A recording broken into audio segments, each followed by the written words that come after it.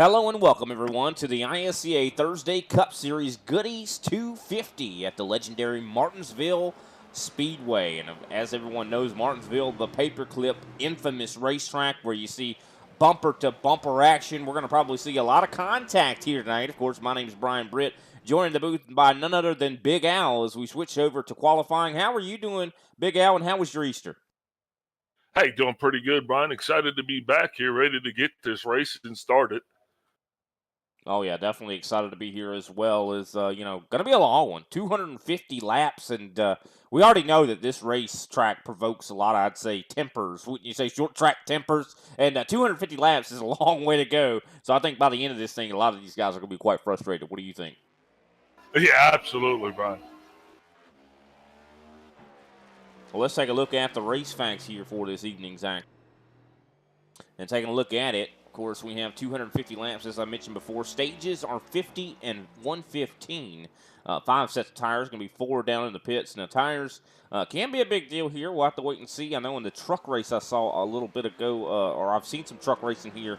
Haven't really watched a lot of next-gen racing, so I don't know if the tires wear quite substantially. But I know we have seen some even more updates here as of late. Of course, 155 laps is the fuel window. I don't think that number is ever really going to come up again, just considering we'll probably have a caution before that fuel run actually runs out. What do you think, Big Al? Yeah, especially on these short tracks. That's one thing you can definitely count on. You can count on us definitely mixing it up. Tempers are going to flare and tires are going to wear. That's right. As we see, qualifying is underway. Brandon was out there right now. I do believe we have about 20 drivers that are set to make the grid here tonight. Let's take a look at the point standings here for the Super Cup season. And taking a look at that right now, Brandon Pasalakwa, speaking of which, who we were just watching qualify, has 2 wins on the season so far out of, I do believe, 6 starts. He's at 401 points, is 56 points over Brian Johnson. Of course, Scott Naslin sits in third. He's been having a heck of a season. Kenny Powell's in 4th place. 5th place, Josh Schaffner. He's got a win. Chris Johnson's in 6th. Of course, he's been having a little bit of bad luck when it comes to getting involved in accidents and things of that nature, so hopefully he has a little bit of a breath of fresh air here tonight. Ryan Strunk is in 7th. Greg Wachinski 8th. Shane Parrish 9th. And rounding out the top 10 in points is Randy Mullins. Now, let's take a look. We haven't looked at it. I was waiting for a couple races to kind of pass before we took a look at the Cup Series standing. And just to look at that right now, Pasalakwa in the lead in that one as well with 2 starts, as Brian Johnson sits in 2nd place. Schaffner up to 3rd. Ryan Strunk in 4th. Chris Johnson 5th. Scott Naslin 6th. 7th, Randy Mullins. Kenny Powell 8th. Shane Parrish 9th. Greg Wachinski 10th. So that is a much different story that the Cup standings is showing there, wouldn't you say, Big Al? Yeah, and as this season does go on, those standings are probably going to change. A lot of drivers going to come within their own, if you will. Yeah, now, of course, explaining the difference between the Cup standings and the Super Cup standings. The Super Cup season literally encompasses the NASCAR schedule. Goes from the start of the NASCAR season all the way to the end of it. Of course, the Cup season more kind of encompasses the iRacing season, which is a 13-race season. So definitely going to be something to keep in mind. Of course, the Super Cup season, that's the one you want to be consistent in. That's the one you want to go for the long haul. Still, it is going to require consistency in the Cup one as well, as we have a little bit over a minute here left in qualifying. I'm telling you what, I think it's appropriate that they made the sponsor for this race here tonight, Goodies. What do you say? Because I think some of these guys are going to need a Goodies after this race. Oh yeah, it's going to be a race that's going to yield a lot of guys. Are going to be having that hypertension. It's going to be somewhere around the head, but they're definitely going to be able to focus that the cause of that tension is going to be the guys who are going to be around him. As I'm pretty sure they're going to get quite acquainted with each other here as this race starts and progresses. 100%. Track facts on the screen right now. Of course, air temp is about 73 degrees. Track temp is 93. So, fairly good day for some racing. Looks like we got a little bit of some clouds out there. Some wind from the northwest, about 6 mile an hour. So, not too bad. I think these guys should be able to do fine. But this is one of those tracks that we'll definitely see guys have to be really careful when it comes to getting back on the gas. One of those tracks where you got to be gentle on it, treat it like it's got an egg underneath it. But it looks like we're coming up on 30 seconds remaining in qualifying. I think now is the perfect time to go ahead and take a step away and pay some attention to our nation with our national anthem. We'll be right back.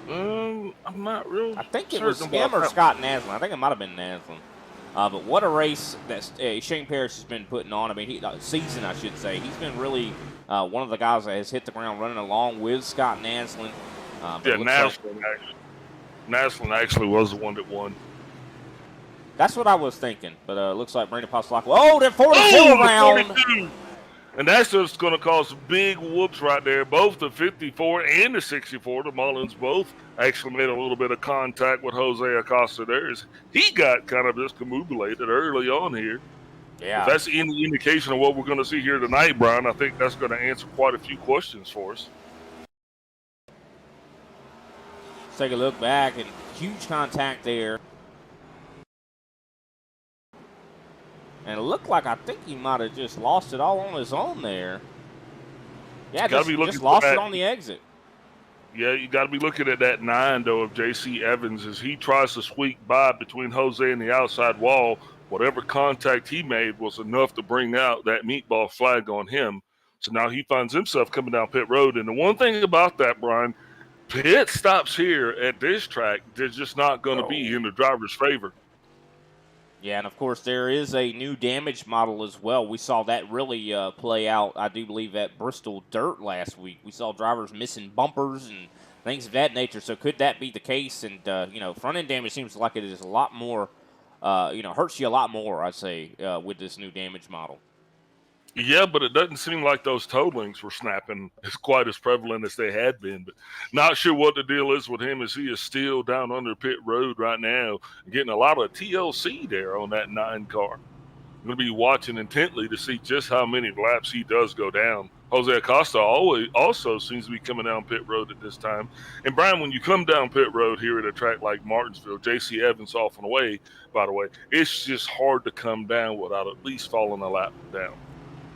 Yeah, especially under green. I mean, this is a track that where when you pit under green, you're going to find yourself going maybe even multiple laps down for sure. Kind of keeping an eye on Randy Mullins and Darren Mullins. That, like you said, they were both kind of involved in that as well, so they might have a little bit of minor damage. We'll have to wait and see if that really affects the race car. Now, of course, aero is not quite as important at this track, but then again, I mean, if they have any kind of damage to the suspension, and suspension is very important at this racetrack, so we'll have to wait and see and keep tabs on those guys as we do have our first caution. Now, cautions usually breed cautions. I'm hoping that's not the case here tonight. But Brian Johnson, I think that we're going to really see the importance of track position here. Jose still down pit road getting some damage repaired, but I guess he was electing to get it all fixed at one time. Did not seem to have had that repairs required flag. Requires.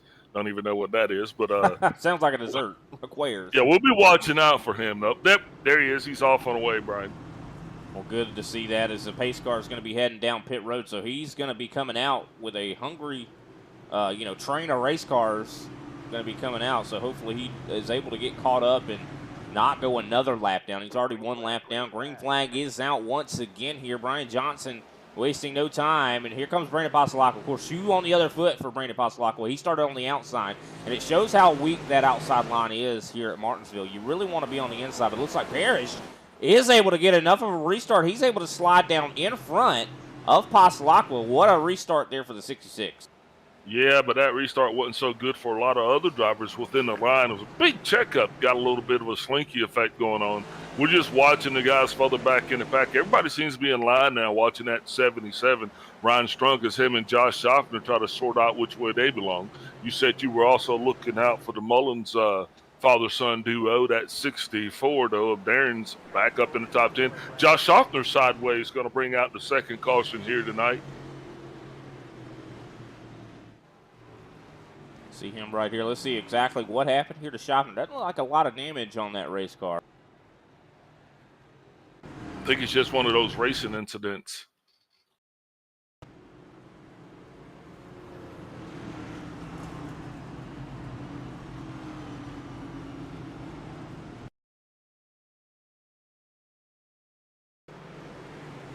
Okay, so I think it was on the first or second lap here. See if he had any sort of contact. Yeah, they really kind of got the single file, and it was just Schaffner and Strunk that were actually going to be kind of working. You'll see that Strunk actually gets by Schaffner. Yeah, he was working that high side, which is surprising.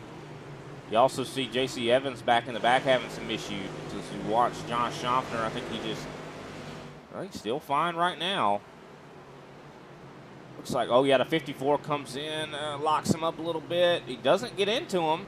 No, Schaffner just lost it on his own. We're seeing that a lot here tonight. And we talked about that, getting on the gas a little too early. You got to be real gradual when you're getting back on that throttle. Luckily, he didn't hit anything. Nobody hit him, so. Jose Acosta gets his lap back. That's going to put him back on the lead lap, and that's going to secure every driver out here on the lead lap. As the 9 is once again coming down pit road. Looks like he's going to be getting a little bit more love trying to get that damage fixed that he has going on. Yeah, that's a good thing about, when cautions come out, you're able to get a lot of that damage fixed. You're able to get those laps back. But then again, I mean, it is Martinsville. One of the disadvantages of this place is the lap times are low. This is a half-a-mile racetrack. It does not take these guys very long to turn laps out here, even under pace, speed. So definitely going to be something to keep an eye on. Those guys are going to really be heavily watching their relative. If they have a crew chief or a spotter kind of behind the, wall there telling them kind of what's going on and keeping an eye on everything, they're going to definitely be wanting to tell them, hey, you got about 5 seconds till the pack gets up to you. You better get out now, Yeah, but I really like what Jose did, though. Just go down, just get it done, take care of it, and then you'll be able to get back out there. And, you'll get that lap back. And you see he did just that as he is back down on pit road now. Field's going to be coming back around this time. Once they go around, it will be 1 to go. For those of you just joining us, you're watching tonight's coverage of the Goodies? Yep, the Goodies 250. The Goodies 250 here at Martinsville. This is going to be quite a race, I guarantee you, as we're already on our second caution. We're not even halfway through the first stage yet, Brian.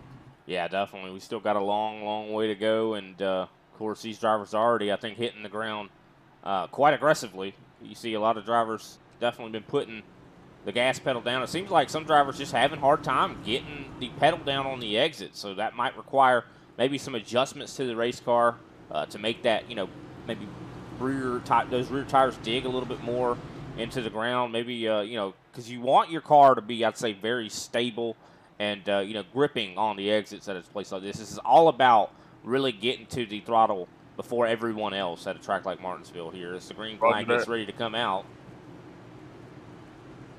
Pace car's off and away. Oh, Brian Johnson with a blinking issue. Looks like he's stable now. Green flag is back out. Same thing, not a good restart further back in the pack. Everybody kind of got checked up again, but that didn't stop the lead 3 from rolling on. Now they're kind of in that line that they need to be in. And look at Kenny Powell on the inside of Scott Naslin trying to take over 4th place. Powell looking really good here tonight. Oh, contact, 77, Ryan Strunk. Looks like he had got into it with, I can't believe what car that was. I believe it was the JC. Was it the 99? No, I believe it was J.C. Evans that he got into it first, is what I'm thinking. And then Chris Johnson kind of, he was really just caught up in the melee at the end of it. Yeah, let's take a look back. 64, I believe. Well, look at that. You see Ryan Strunk underneath the 99, catches the curb, and that's what spins him, or underneath the 18, I should say, and that's what he catches that curb. We talked about that curb being very deadly, and it'll send you right around. And I think that's what kind of caused him to spin around. Let's take another look back at that. Yeah, the 99's down pit road now. Not sure if he actually took the toe, Brian, or if he just drove it on back around there. Well, let's take a look here. You see he's underneath the 18. A little contact there. He goes underneath the curb. The 54 gets into him. And then the 99 kind of nowhere to go. But I don't think that was a huge hit for Chris Johnson. I think it was big enough that Chris elected to go ahead and remove himself from the competition. That's unfortunate. I mean, just considering, he's, I believe 6th in the Cup points. So, I mean, I get it. He's frustrated. This is not the time. It's way too early, though, I'd say, to give up on it. I mean, this is a 250-lap race. Yeah, well, he's the one that's got to sit there. So, we're just going to sit up here and just say, hey, see you, Chris. But Jose had actually lost his lap, Brian, but he had got it. Now he actually got it back. His he is a recipient of the lucky dog once again. This is definitely turning out, I think, into a race of attrition. We're going to see a lot of drivers, I think, probably frustrated as well. This is going to be, I think, in order to win this, you're going to have to be patient. And it's also going to take track position, not messing up on pit road. Who is this God you speak of named Patience? And how do we appease him? I don't know, man. I mean, it's just something that you got to do. You got to be patient. And then I can't say I wouldn't be the same way out there on this racetrack. I feel like Martinsville a lot of times brings out the worst in people. It's just short track racing, Bubba. It is, but I mean, you got to admit, this is one of the most infamous short tracks there ever has been. I mean, it's called the paperclip, and it's infamous. I mean, people, you either love it or hate it. Short track, short tempers, but that's what we're gonna get here. And looks like everybody's just gonna have to, they're gonna have to look at it away. I don't know. They're gonna have to just kind of grin and bear it. That's all you can do. And I think what really causes a lot of the frustration as well is, this is kind of a one groove track. You're really incentivized to run the bottom, and when you kind of try to go up the racetrack or you try to make passes on the top, you lose even more positions, which causes you to be even more frustrated. Roger that. Lights off on the pace car, both the 42 and the 77. Skedaddling on down pit road. They'll be catching up with the rear of the field here. We have already had 3 cautions for a total of 14 laps. Coming up on just halfway through this, right now it'll be 23 laps into the contest once we roll around start-finish line again. Pace car off and away, Brian. It's time to go back to racing. That it is, and I think tonight we're going to have more cautions than we probably have all season. That's what Martinsville kind of is all about. As we see that green flag wave once again, Brian Johnson, heck of a launch. Look at that. You see Kenny Powell almost bump drafted Shane Parrish into the corner as Brandon Pasolak going to take advantage of the inside line. He does get cleared for second. Greg Wachinski going to possibly go to battle with his G&G teammate Kenny Powell. Yeah, Powell getting stuck on that high side, not really probably where he wants to be, not the favorable position. But look at that. He was able to maintain the momentum. He slides down to the bottom. Now Greg Wachinski switches it up and goes to the top.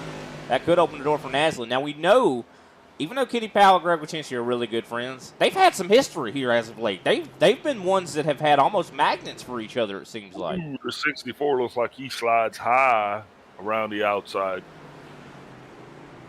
That caused a little bit of a checkup there back in the field. Yeah, definitely.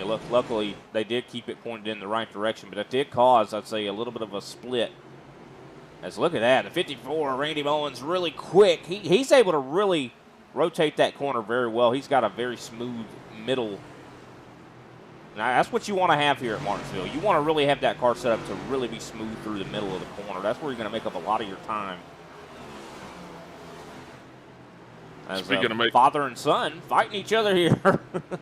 Yeah, speaking of making up a lot of time, Brian Johnson, he's really led every lap since the green flag did fly initially.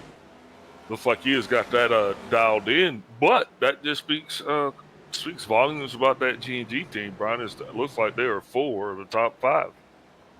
Yeah, definitely. Very quick. Of course, Brandon Pasolak has had a fantastic Caution's out. Is back out again, and that's the Mr. Mullins right there. Looks like that is going to be Darren Mullins that is spun around.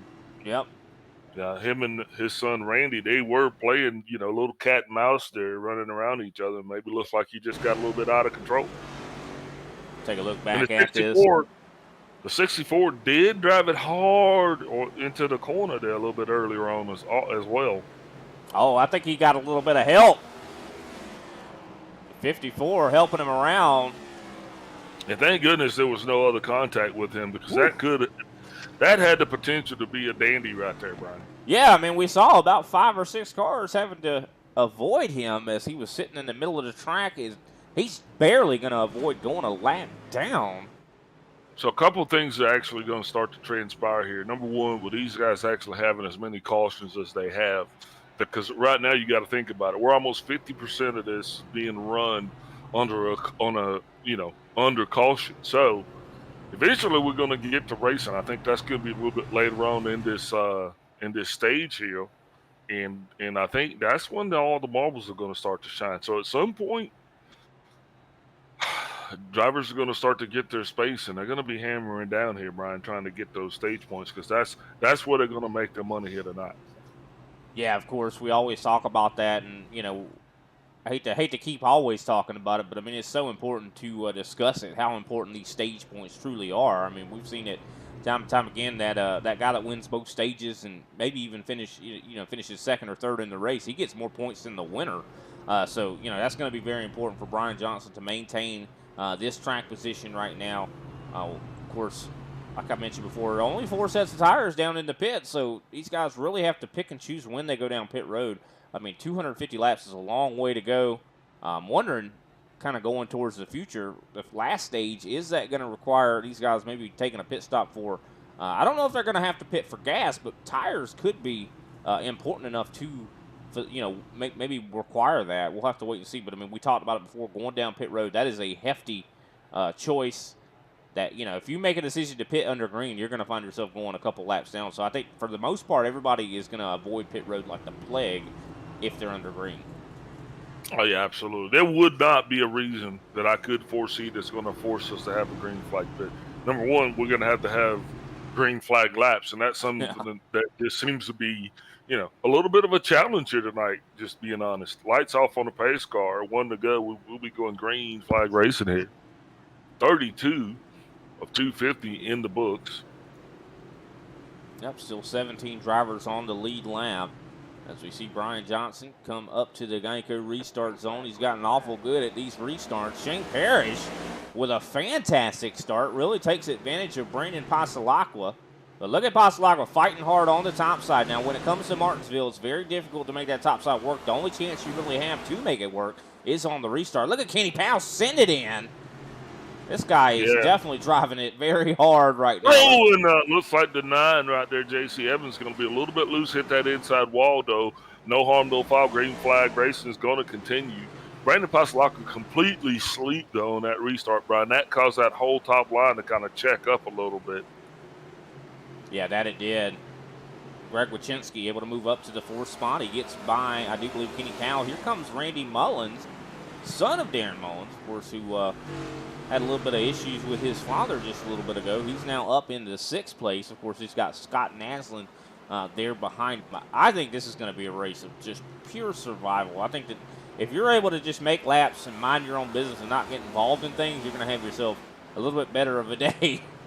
Well, you might just be sitting in a corner somewhere if that is actually able to happen, because these guys are all going to be familiar with each other by the time this race is over here today. And Kenny Powell has to watch out because he does have the son of a Darren behind him.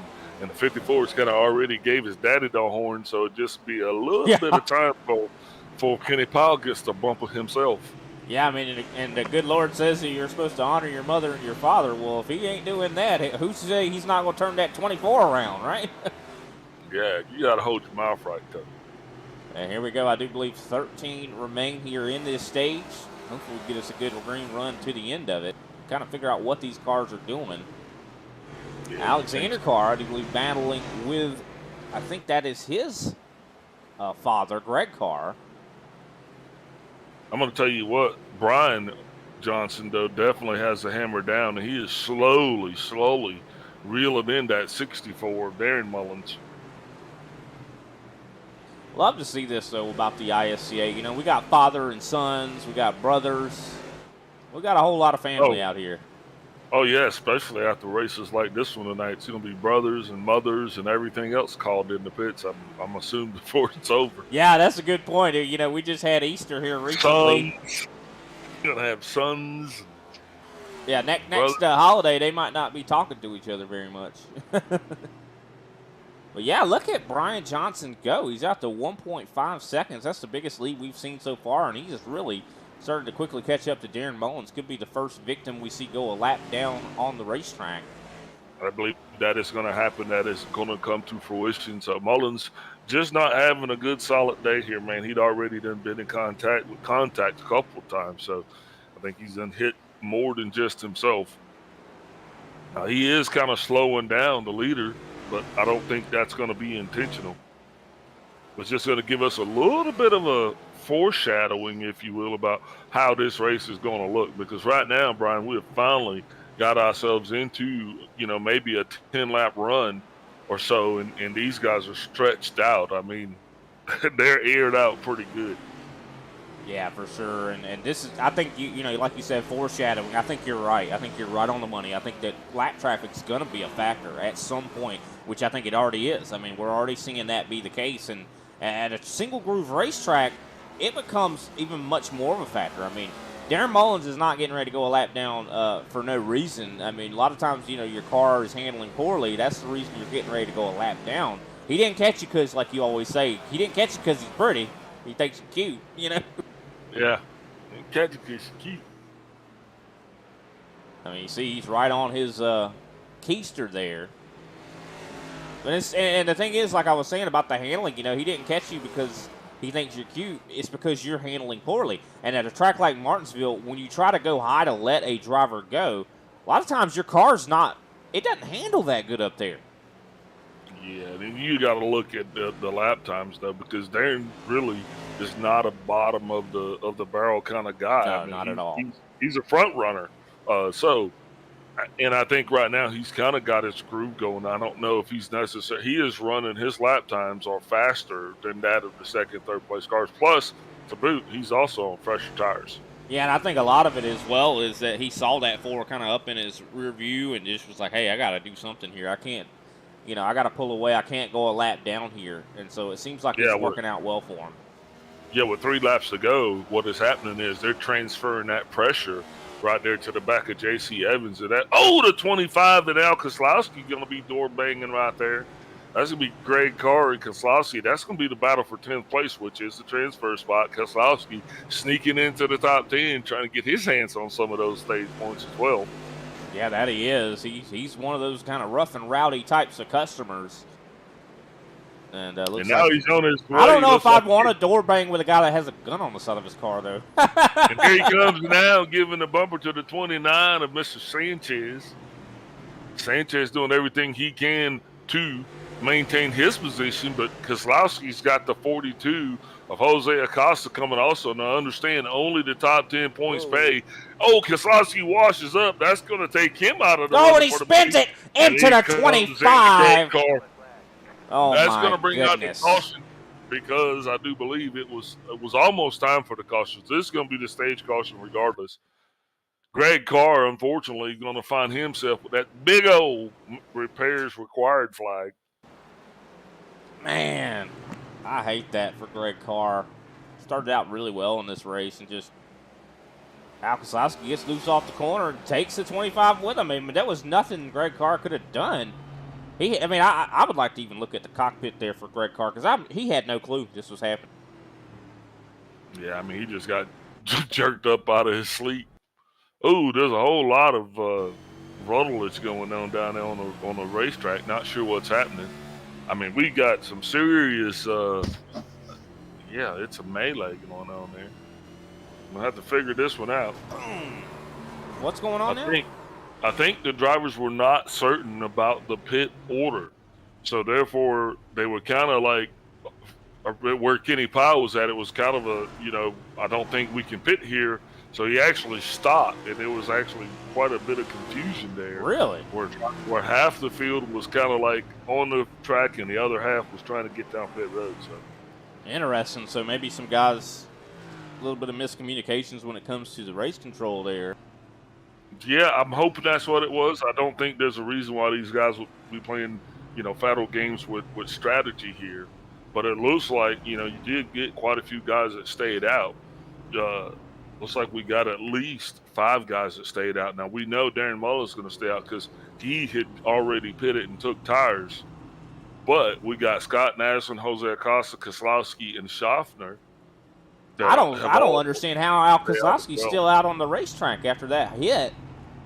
Oh, here he comes. He's coming down now. I was about to say, I don't know if he should be staying out here. And Josh Schaffner also coming down pit road as well. So it looks like we're going to have 3 cars on older tires. That's a pretty hard hit that Kozlowski took, and he took it square on the chin. So And, of course, that does actually complete stage 1. I do believe Brian Johnson did win stage 1. So a little bit of confusion there. We would talk to him, but I think we might have ran out of time just considering all that confusion wrecking across the kind of in that stage. That was quite crazy there. But Scott Naslin looks like he's going to be the one that leads us to green, but Brian Johnson definitely going to get those stage points. And he's going to have to hope that he gets up through this field, because this is one thing we talked about. We always talk about track position at a track like Martinsville. Well, Brian Johnson's behind other drivers. We haven't seen that car in dirty air. Now, I know Martinsville's not a track where dirty air matters that much, but track position very much does. So we'll have to wait and see how this kind of works out. And this is also going to be, I think, a test on what the tires, how important are they? Does Scott Naslin, is he able to pull away because of the track position, or are the guys on new tires going to be able to really just catch those guys sleeping? Pace car's going to be heading down pit road. Go ahead, Big Al. Once we get started, we'll talk. Well, here we go. Green flag back out in the air. Scott Naslin wastes no time. You see, of course, Darren Mullins sort of holding up that bottom line as you see Jose Acosta up on the top. So side by side, this makes it very difficult for those guys on new tires. You can't make the pass when they're double file in front of you.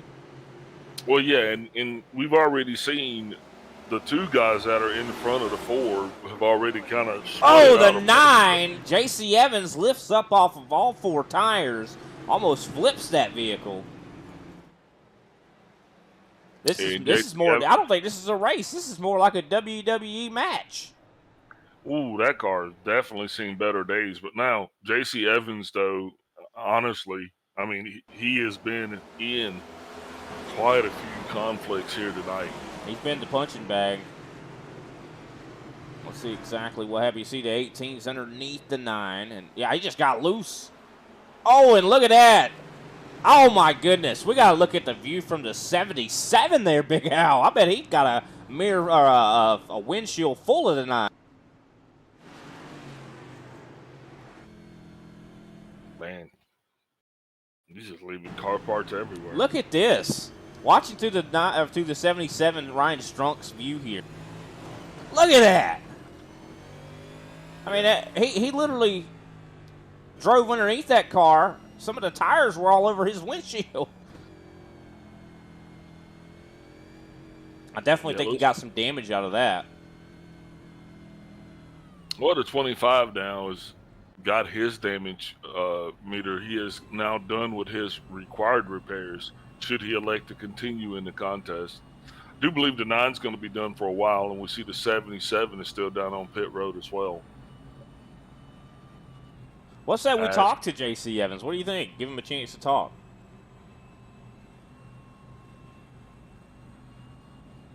J.C. Evans, I hope you don't mind we bothering you here. We saw that accident there. Seems like you've just been somewhat of the punching bag here tonight. I mean, what's been going on? What's the difficulties out here tonight?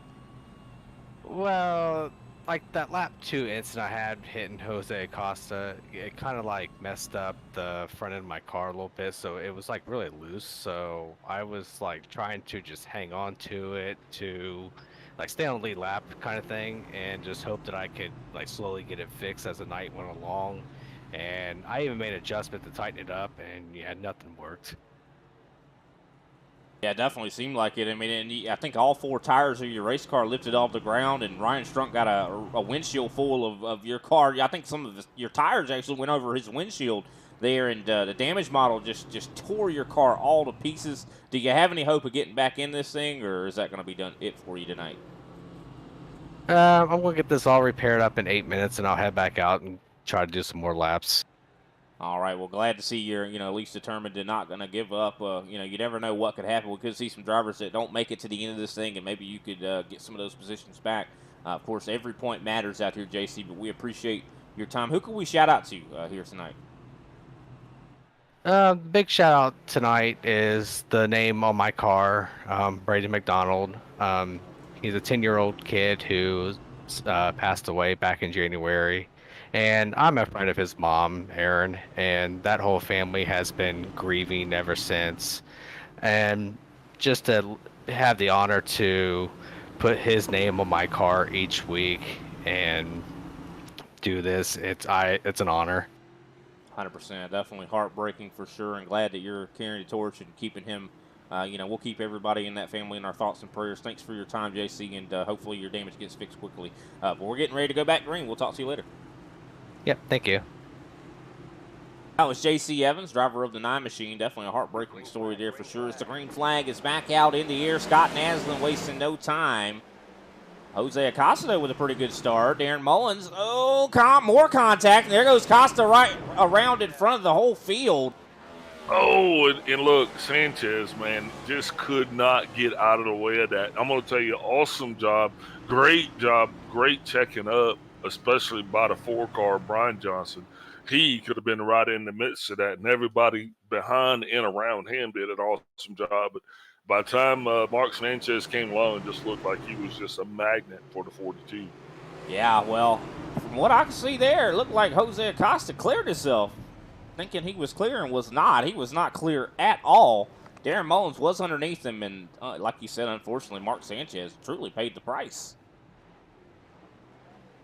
That is unfortunate there. Let's take another look at that from a little bit of a different angle.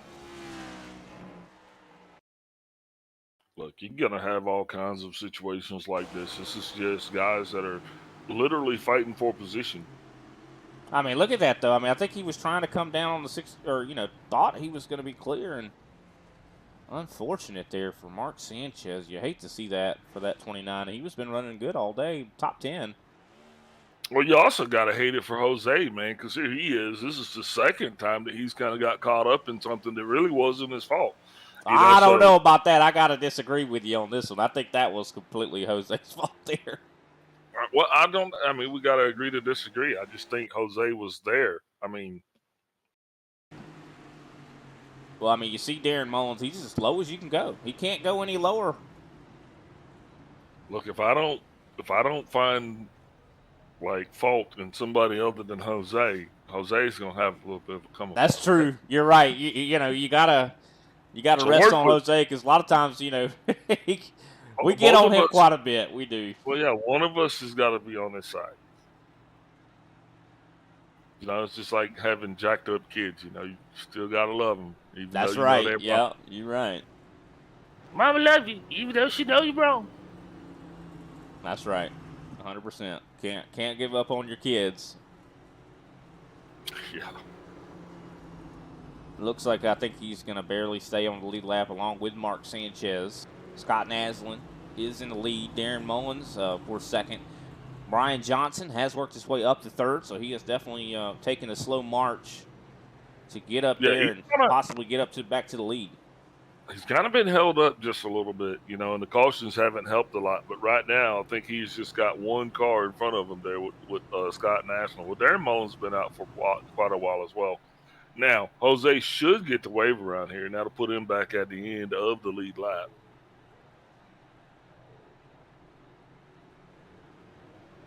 Gotta be completely clear. Gotta be completely clear. This has definitely been somewhat of a wreck fest here. Hopefully we get some clean and green racing a little bit later here, whether that be because we don't have a lot of cars left or what. You mean later in the season later, or like later this week later? Well, when does this clean racing come? Hopefully now. There we go. Pace car has dipped down pit road. Of course, Naslin, once again, going to be the control car. As the green flag flies once again. Another good restart there for him. Really good restart for Brian Johnson. He's almost right up to the back bumper of the 22. 64s will be battling hard around the outside. Of course, the 64 has been no stranger to contact himself here tonight, as he is able to get clear to the bottom for third. Brandon Pasalacqua battling side by side with Shane Parrish. Parrish has been somewhat strong in that middle groove. I'm surprised to see that he's able to maintain that, but of course not going to be able to do it for long here. This Pasalacqua. Oh, look at that though. The 66 is really able to drive it in hard on that top. A little bit of contact there between Shane Parrish and Brandon Pasalacqua. That's going to push Parrish. I think now Parrish is out of his comfort zone there. Now he's up there in those marbles, and that's where it gets a little bit loose. Yeah, 100%. Kenny Powell, of course, able to take advantage. He moves up into the 5th place position. Greg Wachinski also takes advantage up into now 6th place. Where's Schaffner? We saw him. He was all the way to the back of the field. Now is up into 8th. Yeah, he just actually had the 66 come across his nose, which actually caused Josh to check up, and ultimately is going to cost him 2 additional spots. Yeah, I mean, he lost a bunch of spots there. I mean, Al Kozlowski got by him, Ryan Strunk. But, you know, Schaffner, this is probably according to plan. He's like, I don't want to get involved in this stuff. You guys don't realize that we still have just under 200 laps to go here. Yeah, I think he was trying to not make contact with the 66, but, anyway, it's one of those situations. Here we go. Ryan Johnson challenges for the lead. On the high side, no less. Fresh tires. Yeah, fresh tires. That'll do it. Brandon Pasalacqua going to try to see if he can't follow. Oh, the 22 tight. Door bangs with the 4. What a race. This is good racing right here. You can tell the 22 on the older tires getting really tight. Caution's out. Greg Wachinski around. Greg Wachinski in the 5 goes from, I do believe, the Greg. Broken toe link. No. Oh, he crossed that green cone right there. Can't do that. And he's got a broken toe link as well. Look at that. That tire is not moving. Unfortunate for him. Let's take a look back and see what happened as he's going to make his way to pit road.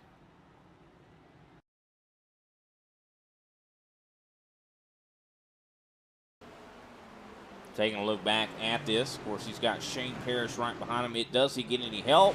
I think he might. Yeah, I think he got into the 24 a little bit, and then that caused the 66 to kind of get into him.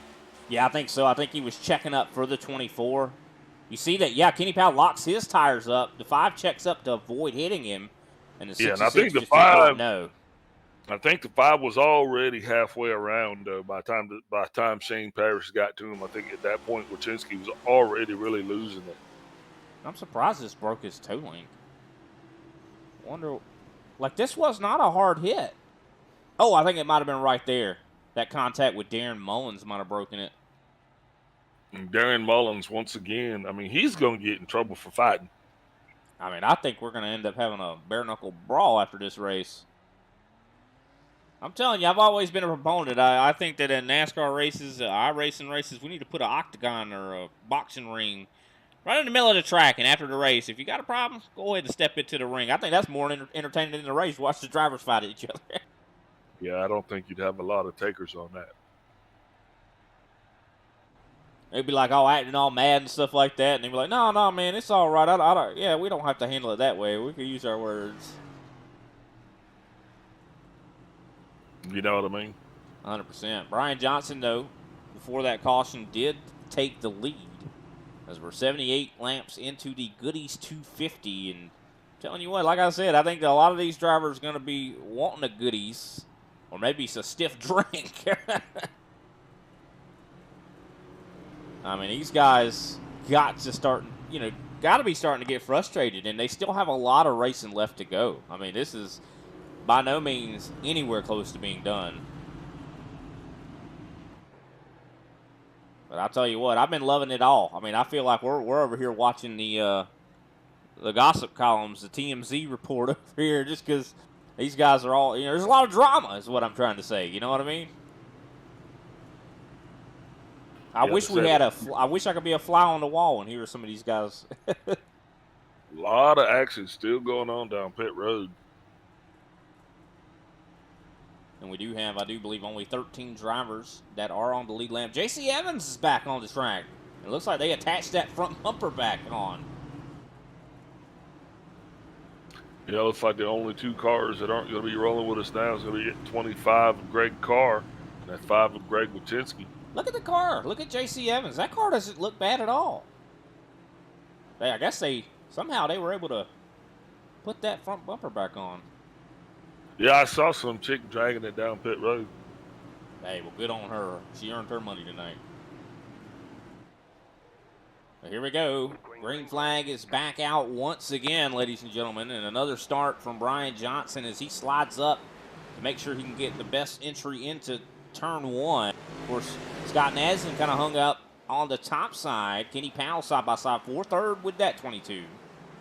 And Nassau really didn't get the start that I think he was anticipating or that he had hoped for. Now he's going to kind of slide it in between the 24 and the 64. Keep in mind, he is on, I do believe, 82 lap old tires versus everyone else being on about 30 lap old tires.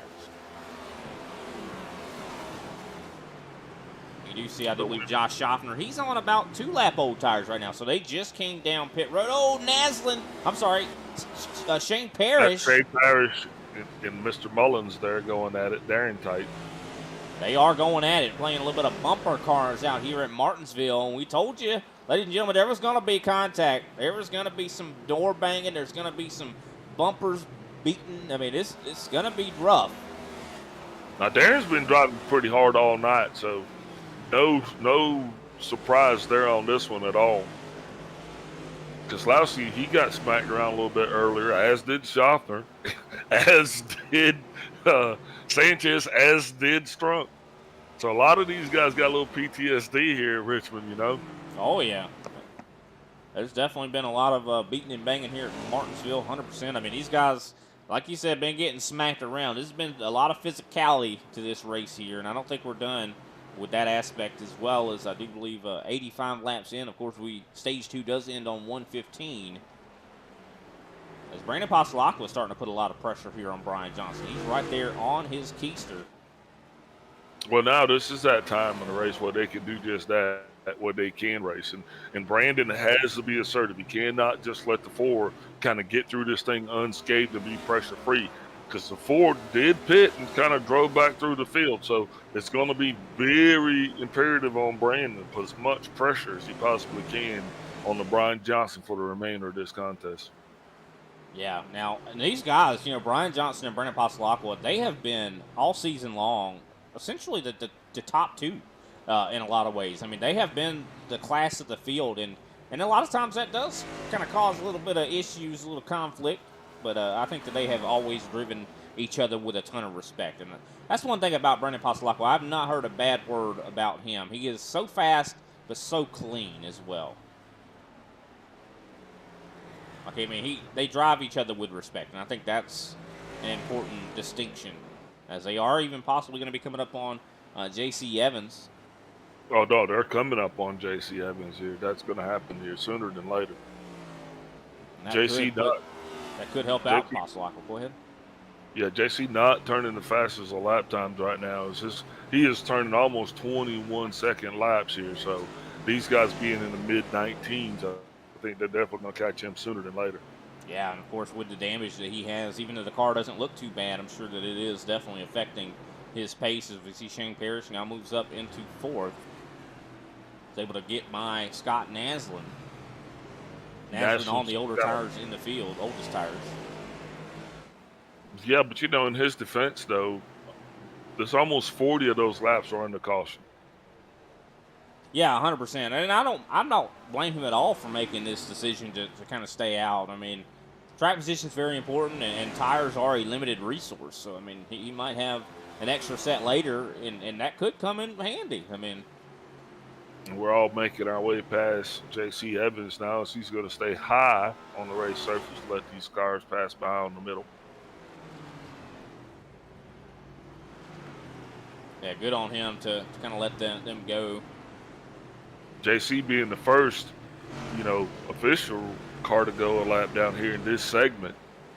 But I think there's going to be others that follow, as we still have quite a ways to go here in this stage, just under 20 laps. Or right at 20 laps, I should say. 10 laps, dang. No, 20. Shut up. Yeah, definitely. Time is counting down. Luckily, we're having a little bit of a green run. Love to see that.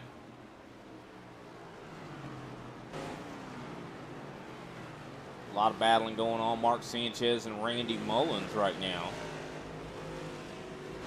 Of course, they are have Jose Acosta right behind them, as Acosta's actually 1 lap down. He's had his fair share of issues tonight. He'll be waiting to get his lap back here at the next caution or the end of this stage. Look at Mullins starting to put a lot of pressure on the 29. Surprised that, Mark Sanchez is doing as well as he is. I mean, I know he's had his fair share of contact as well. I know he had a hard lick a little bit earlier. Here comes Jose to the inside of the 54. I don't know. I think Jose, if I was him, I would just keep my head down. I would not even try to pass anybody because they're not for position. And if you get into any kind of contact that causes a caution, they're going to take that lucky dog from you. So essentially what you're saying to Jose is you want him to just kind of lay off and just drive. Yeah, but Jose's not going to do that. Well, you're just telling him, hey, Jose, we just want you to just drive the car, don't race. Well, not right now. You're not racing for anything. You're the only one that is lamped down. There is no positions to gain here. The 66, though, onto the inside of the 24 for third place. Looks like Kenny Powell is going to give that spot up. James Parrish definitely has had a good run so far here tonight. Looks like he's very good at a short track of Martinsville.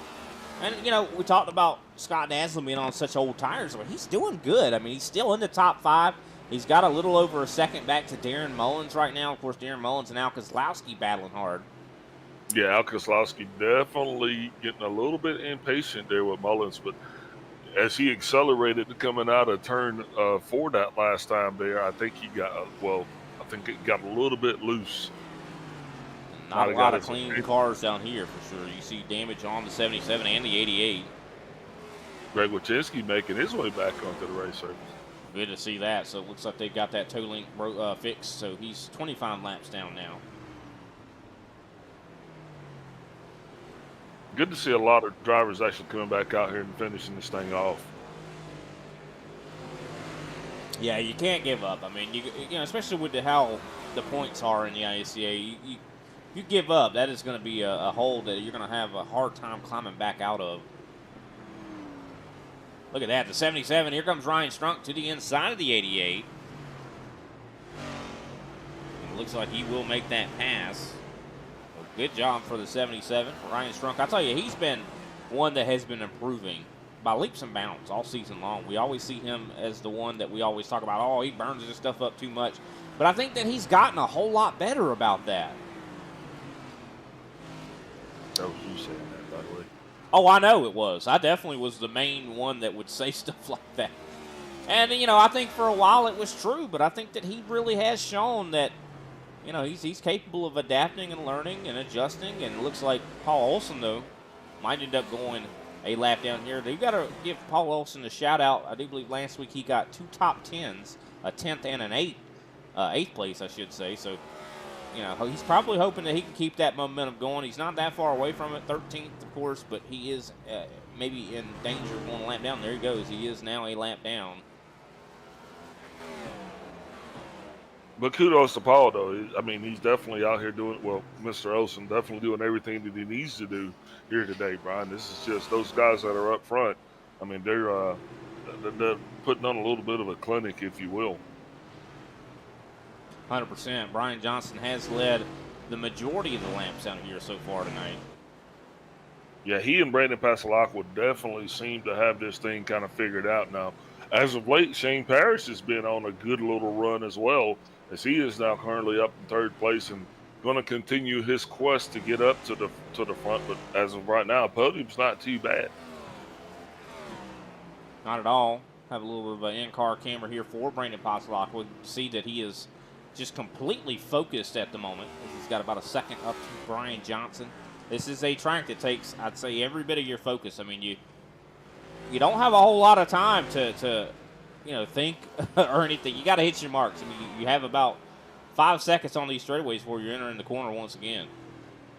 Just imagine, though, the breath of relief and the sigh of relief and the breath of fresh air that the driver of the 22 is going to take once this here in 5 laps when he's actually able to come down and get him a fresh set of tires. Yeah, 100%. going to be real happy to do that. And I think that he's showing right now that he's got the car to do it later as well. You know, that he's going to be able to, you know, he's showing that, hey, my car can last. You know, I get a fresh set on it. He's going to be a dangerous man, I think, later in this race. Yeah, I definitely think he's going to be a guy that you're going to have to watch out for.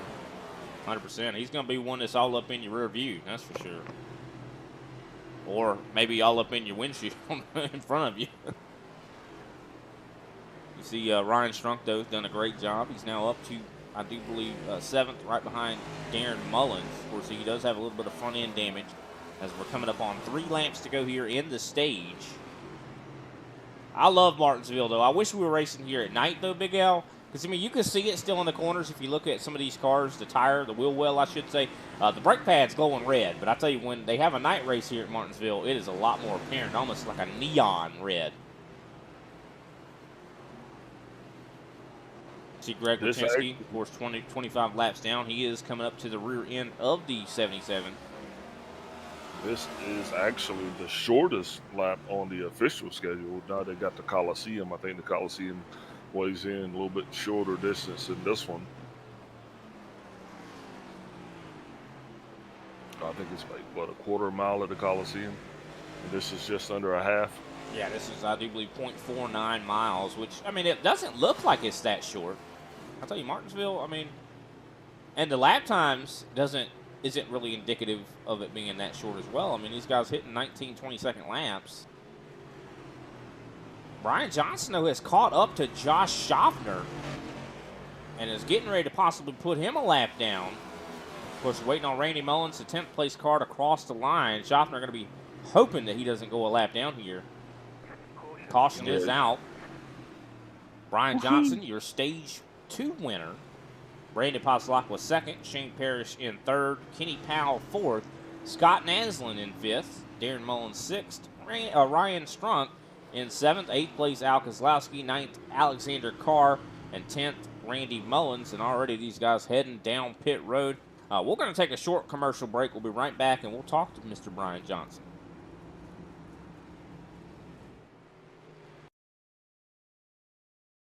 Ow. Ew. Ow. Ew. Want relief from tough pain without the tough taste? Try Goody's Cool Orange. Goody's fast, Goody's delicious. Because pain relief shouldn't be a pain to take. Goody's flavors, taking the pain out of pain relief.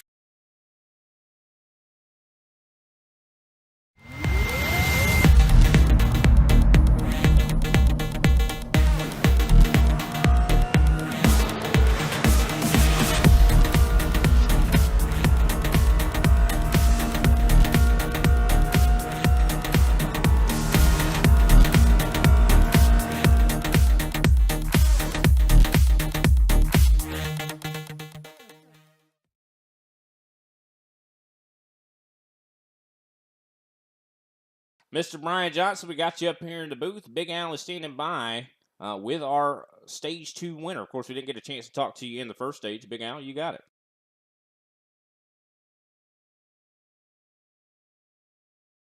No, looks like Big Al's having a little bit of problems. Brian, you read me? Man, how's it been going? It looks like it's been quite the show here for you. Very dominant. You led most of the laps out there thus far. What has been the most challenging thing you think about this racetrack thus far?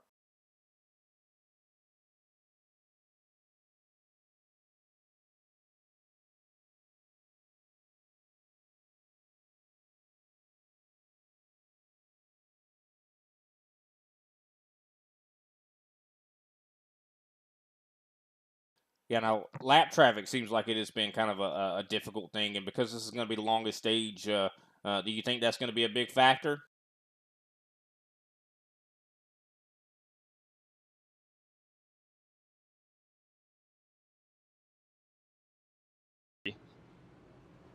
%. Well, definitely great job to you so far, Brian. You know, what's the strategy? You think are you going to split this stage in half, or what's going to be the strategy?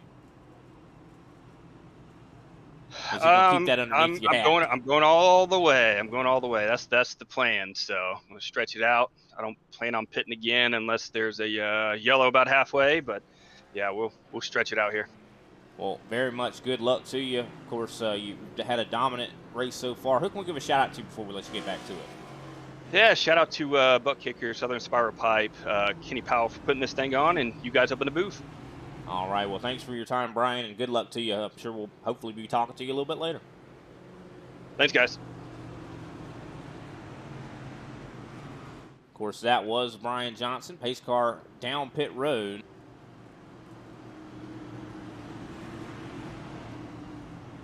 And the green flag will fly once again as Brian Johnson wastes no time. He has been the restart master so far tonight. We do see Kenny Powell switching lanes down to the bottom, tries to get underneath Shane Parrish for that third position. Shane Parrish totally caught sleeping on that restart. Definitely was. Now, of course, ladies and gentlemen, we appreciate everybody out there tuning in. This is the final stage, the longest stage of the night. It's going to be a little bit over 100 so laps. Look at that, Powell really close to the door of Shane Parrish, fighting for that third spot. Of course, Powell has the preferred line, but it looks like Parrish able to really maximize his exit and gets a lot of momentum, but I think it's going to be only a matter of time before Kenny Powell does take advantage. But wow, look at Parrish. He's got the fastest car, I'd say, up on that top groove. Yeah, and he's definitely been comfortable up there. You know, you just can't get too far up there because once you do, Brian, that's when you're going to get into that loose stuff. You know, there is a preferred line around this paperclip, if you will. Yeah, that there is. Powell now having a little bit of pressure being put on him by the 22 of Scott Naslin. And Naslin now is actually on fresh tires for the first time since this race started, Brian. Yeah, I mean, I thought, yeah, you're right. He didn't pit at all during that first or second stage. So he still has a lot of tires to play with. I think 3 sets left for him, you know. And he was quick even on the old tires. Yeah, more importantly, what he's got is he has got a wealth of operating experience now driving on those older tires. So, you know, these other guys going to have to figure out how the cars start to handle as Josh Schaffner finds himself slipping back. I'll tell you, Schaffner has not had he's not been having the best handling, it doesn't appear. I don't know if the conditions. Oh, someone down on the bottom, the 77 of Ryan Strunk. He loses a couple spots here. All that position that Strunk had made up now gone. But yeah, I mean, Schaffner has not had the best handling car out here tonight, unfortunately, and it could be something to do with maybe the track conditions. I'm sure those guys definitely trying to make adjustments to get that car handling a little bit better. Of course, with how long this race is, the track has changed probably quite substantially. Let's take a look at the track condition. Yeah, those track temps right now, the outside ambient air temperature 73 degrees, 88 degrees. Track temps, winds out of the northwest at 8 miles an hour under mostly cloudy skies. Now, another thing, man, it looks like we got ourselves a breakaway of about 5 drivers that have kind of figured this thing out. I'm going to go, and I'm going to step it back to 6 drivers that have kind of figured this thing out.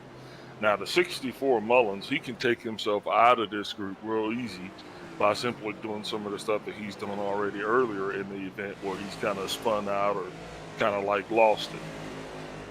But the other 5 really, Brian, have just kind of been a masterclass, if you will. I mean, and I think if the caution doesn't come out, you're going to watch that top 5 not only break away but drive away. No, I think you're right. As they're all still going to be coming up back up on J.C. Evans. But yeah, Brandon Poslacco, Brian Johnson have been showing a ton of pace. Shane Parrish as well. Scott Naslin. I mean, these guys have been, you know, Kenny Powell have all been in the top 5 essentially all race long. And they've really showed significant speed here as we do believe just recently crossed that halfway point. I mean, I'm very impressed with what these guys have managed to do. They've stayed clean as well. I think that's the big thing.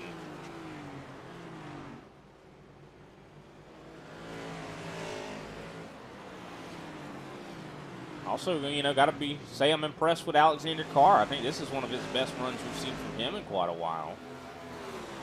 But he is starting to be pressured by Ryan Strunk. Of course, Jose Acosta is back on the lead lap. Paul Olson is also back on the lead lap. Whoa! Mark Sanchez Almost met Keselowski. Yeah, it almost was a bad meeting there. Yeah, that was going to be a little bit of a different kind of exchange. Luckily, it didn't seem like it worked out the worst possible way, but I do believe Sanchez did lose a couple spots. And I do believe I saw the virtual finger of Al Keselowski out of the window there as he went by him. That sounds like Al Keselowski. Yeah, but such a huge gap right now between 6th and 7th at the moment. I mean, that's over, I do believe, 3 seconds. As like you said, we're seeing the top 7 or top 6 pull away. Now, Keselowski, of course, is quite close to Randy Mullins. They are only separated by, I do believe, just a few tenths there. I'm really surprised, though, that Schaffner's having been such handling woes here tonight. Yeah, this seems like this would be a track that would be well suited to him. I mean, he's always been one of those drivers that seems like he succeeds at tracks that require a lot more technicality and patience. Yeah, and you know, just seeing him, he almost went a lap down there towards the end of stage 2.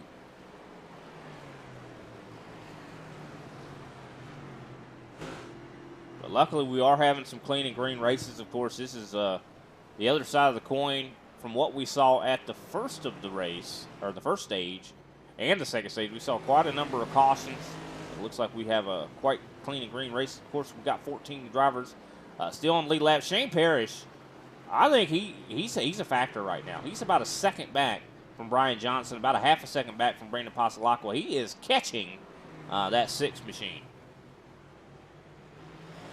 And he is going to, Brian, because, he is running on the freshest rubbers that he's had tonight. Remember, this guy, he actually put in over 100 laps, 115 laps, I do believe, on his last set of tires. So I'm looking to see him start to trend north, if you will, and I expect to see him somewhere in the top 3 here, at least, once we kind of get closer to 200 laps in this thing. Well, Shane Parrish, of course, is already in the top 3. I think you must have been referring to maybe Naslin? Yeah, Naslin. I mean, Shane Parrish, though, he's really catching up quickly to Pasalacqua. Yeah, I think you're right about Scott Naslin, though. He definitely has the reps.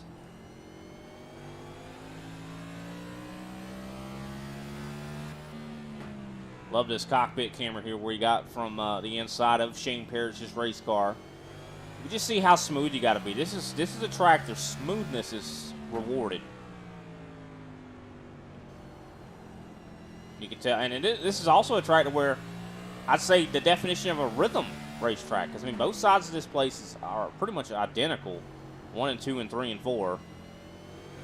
Look at that, he is all over the back of the 6 now. Brian Johnson's probably watching this. He's like probably looking at that relative. He's like, oh no, I'm hoping that Brandon can hold him off. Yeah, the one thing they got to watch out, though, is they got to make sure that they save those tires, Brian, because I'm going to tell you, they will become a factor. And with 105 laps left in this thing, yeah, you might be great to go on fuel, but you will definitely start to see these tires kind of drop off and affect the handling of these cars. 100%. Of course, looking back here, we see Ryan Strunk starting to put some pressure here on Randy Mullins.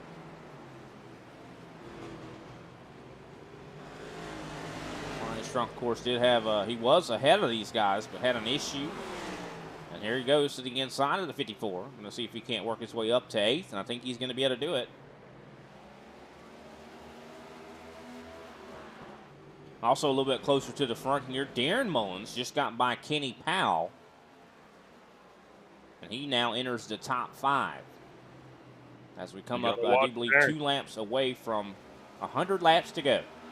Yeah, you got to watch Darren, because Darren is going to be aggressive. And that's great. I'm not saying there's anything wrong with it. I'm just saying that has kind of been his Achilles heel here as Paul Olsen finds himself down on pit road.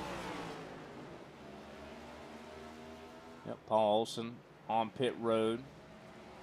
I'm assuming that would not be a scheduled stop, so Olsen probably going to be hanging it up, calling it a night. Yep, looks like he is going to take the tow to his box, and that usually is a sign. And it looks like they're going to be packing it up and going home.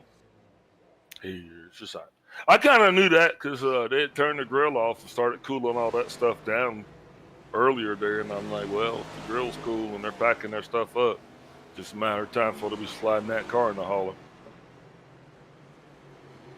Yep, beat that Martinsville traffic. Amen, brother.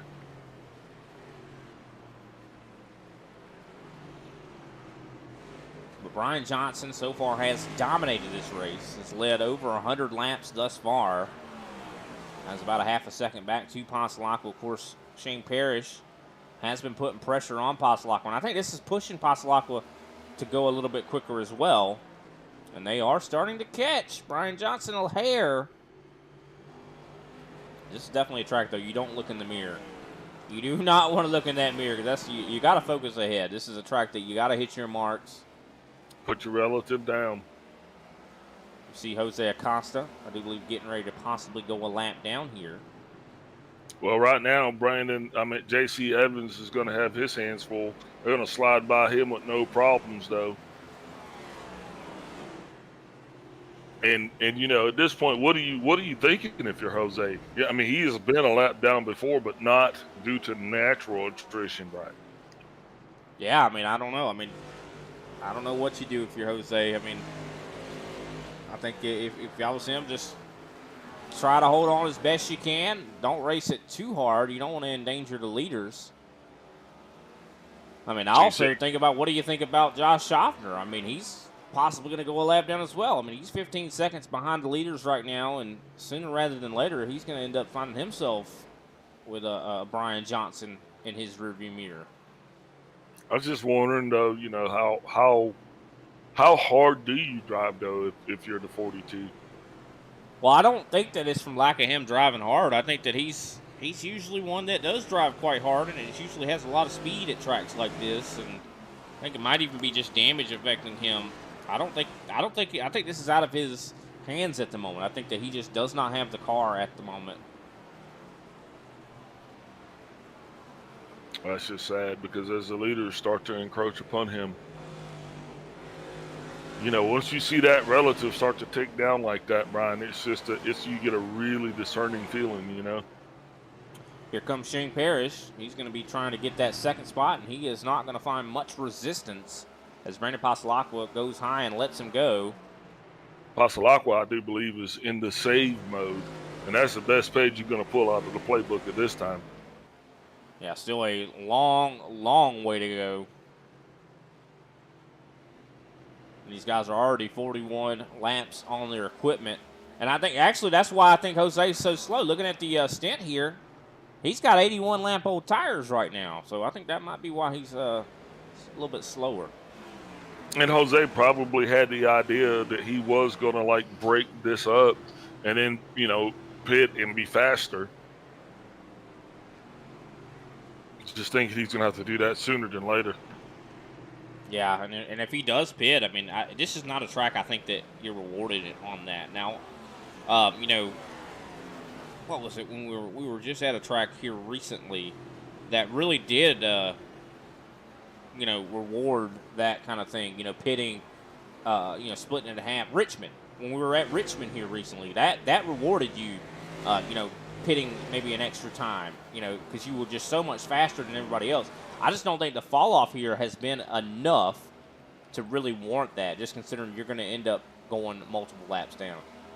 It's a second. I mean, and that's early on. So, I mean, these guys 45 laps into it. Oh, Jose drifting through turns 3 and 4. Yeah, luckily, Brandon Passalacqua was able to get by. 1 and 2.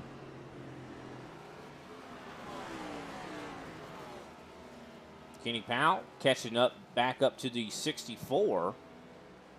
And what a race for Al Kozlowski. He has had his fair share of trials and tribulations, but he is still in the top 10, sitting in 7th at the moment, and he's been kind of catching up here to Powell.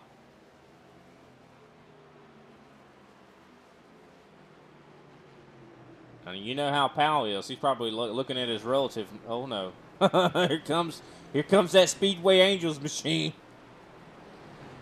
Woohoo! I mean, that car is a chrome horn. It literally is. He's got his painted chrome for a reason.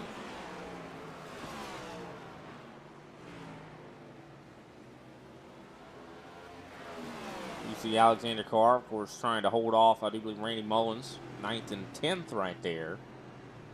Carr has had a good day.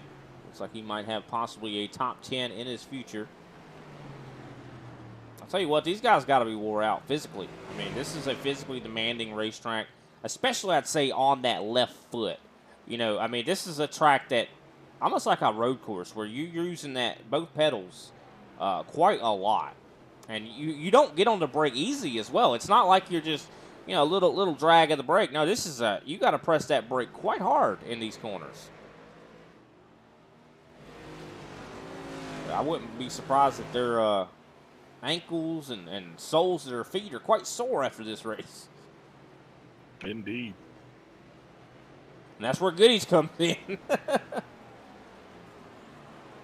168 laps down. As I do believe we're coming up here to 70 to go here very soon.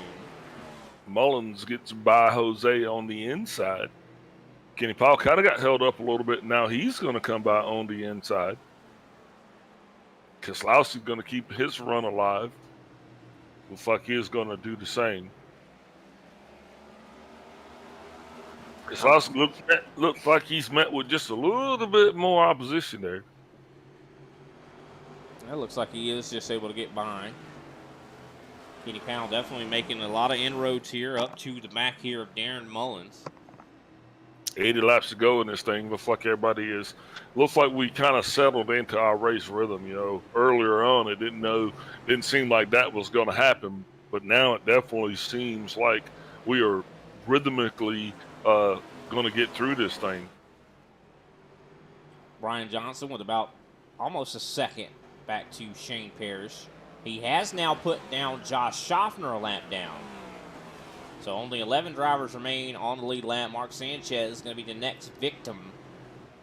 Got to say, I'm impressed with Scott Naslund. I mean, he is starting to catch up to Brandon Passalacqua. Passalacqua seems like he's struggling a little bit in that 6 machine. Well, this is the longest stint that the majority of these drivers have actually gone without changing their tires. So you're entering into that no man's land. Plus, this entire stage has been green the whole way. So not only you got to dealing with the oldest tires you got, but you kind of ran into them, so to speak. So I think some guys are going to be looking at that bell, just kind of waiting to tap out on this one and kind of come down and at least getting 4 good years, Brian. Yeah, some drivers will do that, and some drivers won't. We'll have to wait and see what the decision is going to be. I know what Brian Johnson said. I mean, he's like, no, I'm going the whole way. Yeah, Jose will be coming down. He'll have to pit. Yeah, I don't think he's going to even make it on gas. I think everybody else, though, will make it on fuel. Good to go. It's just a matter if they'll make it on wheel. Got some hardcore racing back here for 9th and 10th. Randy Mullins starting to put a lot of pressure, almost puts the bumper to the 18. I think Mullins is starting to lose a little bit of that patience, if you will. You see the 18. I mean, I don't blame him for being a little probably impatient here because, I mean, the 18 looks like he's getting tight. He's having a problem holding the bottom groove, and it looks like, yeah, Mullins is going to be able to pass on the top side. That is a change for that 9th spot. Mark Sanchez is trying to get there as well. The 18 has had more than his fair share of troubles tonight. Looks like those guys have been struggling with handling problems for the majority of the contest. And right out of his rearview mirror, he sees the leaders quickly closing on him for the kill.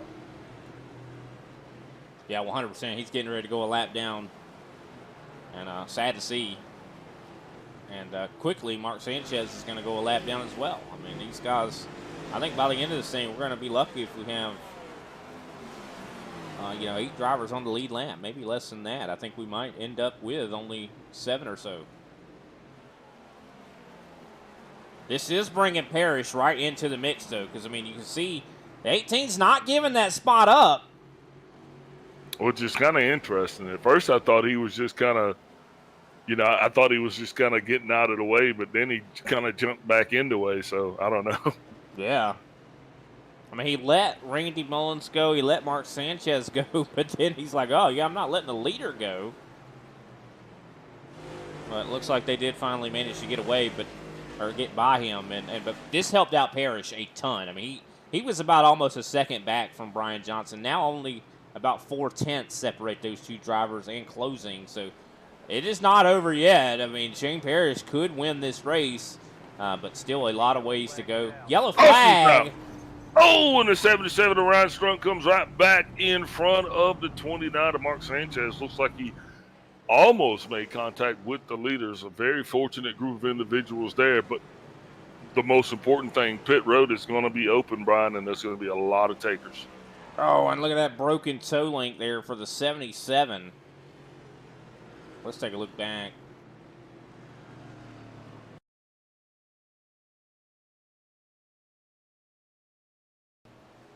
I think that was all by himself, by all he lonesome, right? Yep, just drove it in too deep, slid it right around, got back on the gas. Now this, oh, whoa. Shane Parrish is probably going to pick up a little bit of damage as well there. I think Ryan Strunk made a huge mistake there. I think that even though he lost, almost even cost Al Kozlowski a problem there. He made a big mistake. He lost it, was out of the racing groove, kicked in the gas when he had everybody and their mama was coming. Let's take another look at that. I don't know if that was the right call there. I know it's frustration, but he almost endangered a lot of other drivers this race there, and I think he did endanger them.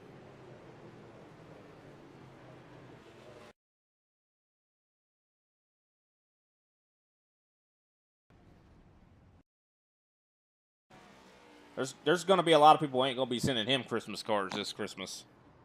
And you see, he lost it. He's out of the racing groove, essentially. People can get by, and he tries to spin it around, but the whole field is coming.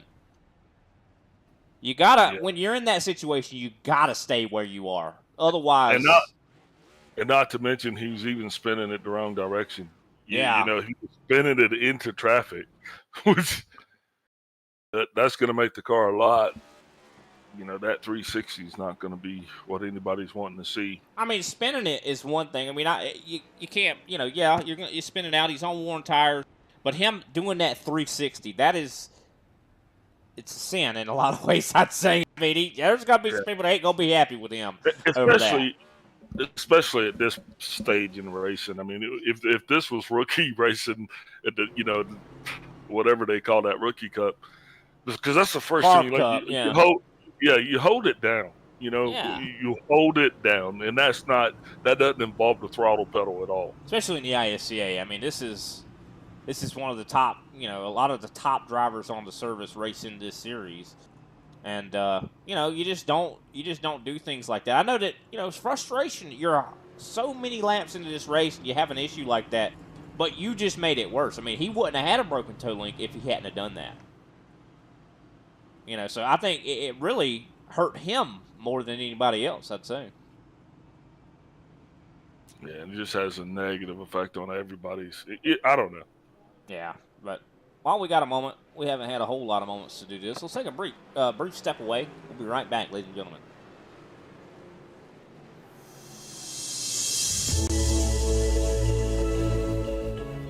Hey everybody, my name is Warren Maddox. I am the president of Ultimate Experience Outdoors. Our mission, we are dedicated to taking veterans, first responders, youth, and Gold Star family members on outdoor. Didn't realize the pace car lights were out. Thought we had a little bit of time, but that was definitely a quickie caution there. So we are back. I hate that for our sponsor there. But we will get back to them a little bit later. Green flag is back out in the air. Ryan Johnson with a heck of a restart there. Oh, and the 22. Oh, the 22. He meets the 88. You got that chrome horn. Still green flag racing here. So Jose Acosta's going to be trying to get around him. That was just a classic example of two cars trying to be in the same place at one time, Brian. Yeah. Hopefully that is not going to be a case of 100% ISCA beef. Yeah, and that's sad for Scott Naslin as well. He was just up in the top 5, now falls all the way back to 9th. Having a bit of a banner day, eh? He was indeed. Oh, big issues for the 66. The 66 of Scott Naslin loses it, loses the second position. What a save, though. Yeah, He almost put him almost all the way down in the third. Yeah, put him in the third, but what a save. That could have been much, much worse. And you could tell, I mean, of course, as this track has cooled down, Big Al, cold tires. That's all I got to say. I mean, that's what it is. You know, these guys are on the colder tires. They just changed. And you know what you always say about cold tires. Cold tires and old tires. Got to get them heated up, that's for sure. We're coming up on now 58 laps to go. So we're definitely getting into the final parts of this competition. And that caution couldn't have came at a more opportune time because these guys totally understand what they got to deal with as far as configurations and handlings and setups, you know, because this is a very manageable set right here. A lot of guys got saved too from going a lap down. That still loses 11 cars on the lead lap. Yeah, we see, of course, Jose Acosta 1 lap down, just got by the 29 of Mark Sanchez. See Randy Mullins up to 9th, able to take advantage of the situation.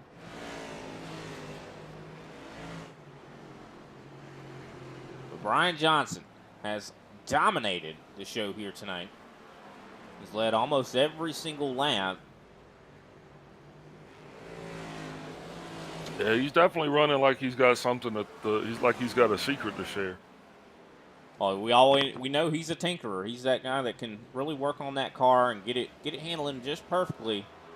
And I wouldn't be surprised that he's been adjusting on that car all race long, you know, to keep up with the conditions of the racetrack. I know the conditions of the track are not as great as we see at Bristol last week at the dirt track, but it still does matter. I mean, the conditions, the track surface, rubber gets laid down, it changes the way the car handles, and you got to try to keep up with that, just like in real life.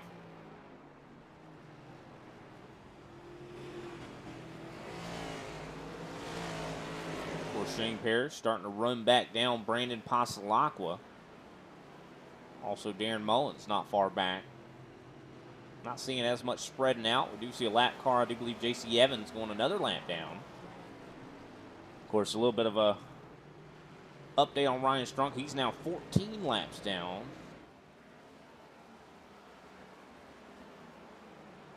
Brian Johnson, though, with over a second now on Brandon Pasalacqua. Still just over 50 laps to go. Yeah, I think. Yeah, Strunk has left the building along with Greg Newsom. Greg Newsom, he must be a new driver. Who's that? He might have been in either spotting or. Oh, okay. So he's spotter. Okay. Well, that's good. Have himself a spotter to help out there. Well, that spotter should have told him that the whole pack was coming. Your other left.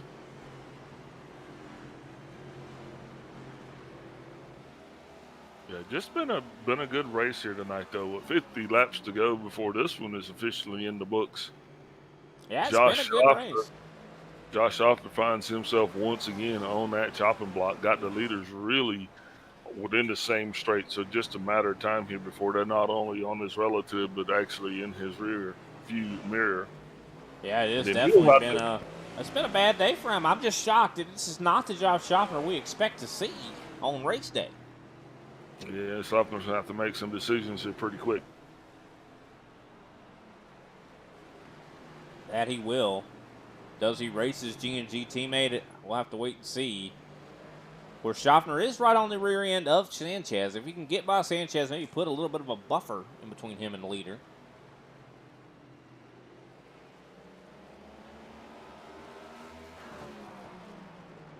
And look, I mean, I just don't understand why. I mean, we must have missed something. That Schaffner must have gotten involved in something that has caused his car to have some damage. Because, I mean, him and Mark Sanchez, they're about 10 seconds back from Randy Mullins. Green flag just came out not long ago.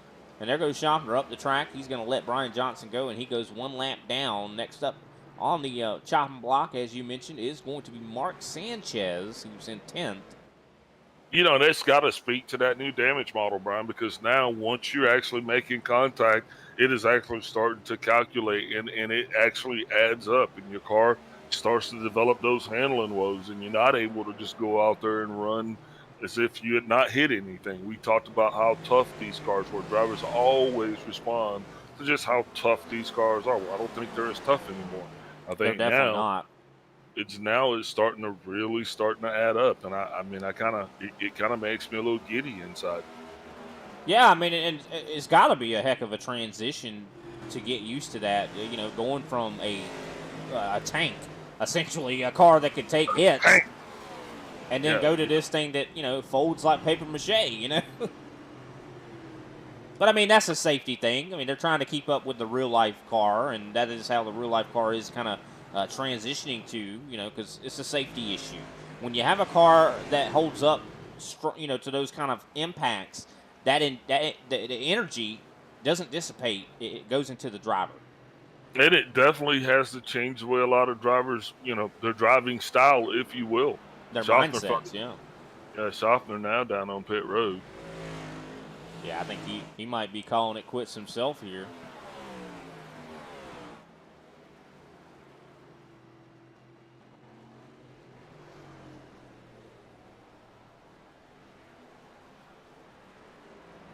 Of course, now Mark Sanchez has gone a lap down.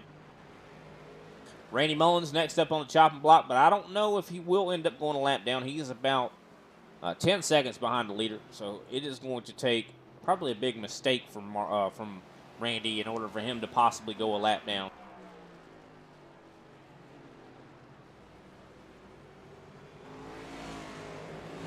Shane Parrish pretty close to the rear end of the 66. Also, Darren Mullins and I think it was Kenny Powell started to race hard for that 4th spot.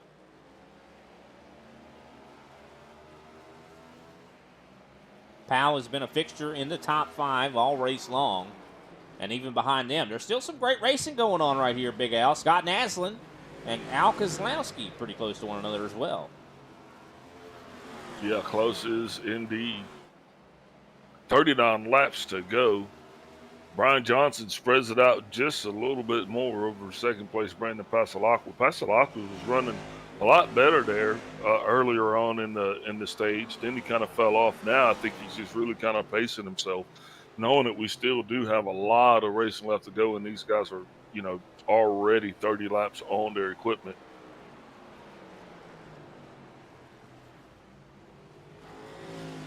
Yeah, I think they're just counting down to the end. I think that, when you do 200 plus laps, it's a long race. I mean, you got to think the real life guys, they do about 500 laps here at Martinsville. And that's tough in and of itself, of course. And there goes Shane Parrish. A lot different conditions as well. It's got to be definitely a lot more fun doing this in your living room, Yeah. Still, I mean, I wouldn't say it's just as tiring, but I'd say it is tiring. I mean, I think that, physical and mental. I'd say mental probably more than physical, though, just considering, I mean, this place, it gets you hot under the collar. I mean, it really does. I mean, it gets you mad. It gets you upset with the other drivers around you. We talked about it last week at Bristol. We was like, well, if anybody got any I'd say, grudges, it could play out at Martinsville. This is the place where revenge happens a lot. I mean, we even, take a look back at Matt Kenseth, I do believe, and Joey Logano,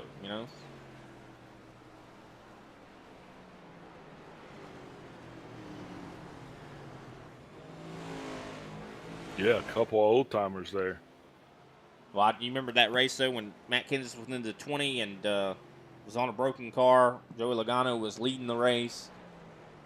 And coming up on Kenseth, the lap car, after being wrecked in the previous race, Kenseth decided, hey, your race is in my hands, bud. We haven't seen a whole lot of that tonight. We have definitely seen some contact. Matt Kenseth in the walk car. Yeah, I think he was in the DeWalt car, I think. Oh, no, that's the 17. That was when he was riding for Roush, I think. Can't remember what sponsor, but I remember it was a yellowish car. He was in the 20, though, for JGR. But how about next week, though, Big Al? Talk a little bit about the future. Talladega coming up next week. Not sure I'm familiar with that. You're not familiar with Talladega? It's in your home state. Or not home state, your current resident state. Alabama? Yeah, Talladega, Alabama. You didn't know that track was there? You piqued my interest. Tell me more. The big bad Talladega. 2.66 miles of pure speed. That's a little bit. That's going to be a lot more different than this race here tonight. Wow, 2.66 miles. 100%. Biggest oval on the circuit. And it is quite the doozy. And think about that, though, Big Al. We talk about, you can get revenge here at a short track. Well, you've talked about it before every time we've been at plate races, about how if you don't like someone, you don't push them, right? I mean, I think if if you have anybody that don't like you, don't trust you, don't want to be around you at a plate track, it can mean a lot. They hang you out to dry. Yeah, you're definitely going to want people that want to be around you. There's a little bit of trust that drivers develop amongst themselves, especially driving in the same series for a period of time. And you know those guys that you can trust, and you know those guys that you cannot trust. 100%. And that's a good list to have right there, Brian. Especially at a track like that, because, I mean, you are in that other driver's hands. I mean, if they're not pushing you, they're not willing to push you, you're not going to win that race. Yeah, that definitely. It takes, you got to know how to push, and you got to know how to be pushed, and it just it's a skill set. A lot of drivers think you just come in and just kind of hold it wide open and pray, but it's really not. A little bit more to it than that. Yeah, 100%. I mean, there is a lot more to it, a lot more nuance to racing at a track like Talladega. It's like you said, it's not just mash down the pedal. I mean, if you're the leader, yeah, it is. But if you're the guy in second, third, fourth, on back, yeah, there ain't no just mashing that pedal down. Scott Naslin, though, starting to really catch up to Kenny Powell. Of course, Naslin on the last restart had a little bit of an issue, fell all the way back to 9th place. He's now worked his way up to 6th and is starting to maybe see if he can't get back into the top 5. He has been a fixture in the top 5 for quite a bit here tonight. Yeah, with just 22 laps to go, he's got more than enough time to make his run. But just speaking of that, notice that all drivers, you're kind of running out of time. So if you want to be making a move towards the front, this would be the time to go. And you see Darren Mullins also right there in that 4th spot. Not very far away from Kenny Powell, so this could be a point of contention here for 4th, 5th, and 6th. Also, Shane Parrish has started to catch up to Brian Johnson, now within a second of each other. Parrish has definitely had a really good long-run car. And he's got enough time. I mean, if he can just get in striking distance, just depends on what he wants to do. Does he throw the bumper? That's going to be the key. And, Martinsville is the track to where, beating and banging. It's Rubbins racing, baby. Man, definitely impressed with Brian Johnson, though. Definitely putting down the law, doing what he needs to do to get it done. Shane Parrish now up in 2nd place. That he is, and he's about 7/10 back from Johnson. He can definitely see him.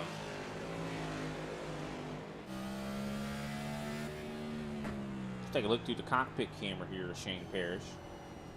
Parrish is definitely driving like a man on a mission here, Brian. He definitely is. He could taste it. Now, does he fall victim to that carrot on a stick mentality? I think now's the time you do kind of chase that carrot, though. You got to. Well, I mean, he is definitely putting down faster lap times. So And if he could just put the pressure on Brian Johnson, that's the key. And that's what Brandon Pasalacqua had to do. You got to put the pressure on Mr. Johnson so that if he can feel you coming, he knows that you're coming. And that's a completely different scenario. Interesting to note as well, Shane Parrish running in third gear. That's one thing about this next gen that is really interesting. You see guys running in different gears. Brian Johnson also in third gear.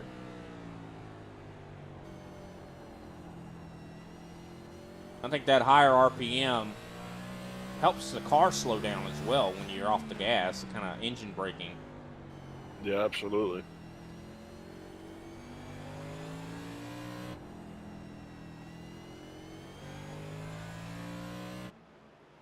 Something we really didn't look at. I haven't really took a look through the cockpits to see what the gears these guys are running. That's weird because Kenny told you to. Did he? I ain't talked to Kenny today. How many times? Oh, look at that bump to the rear end. He told him too. He just told him, that's for sure. Kenny Powell trying to go for fourth.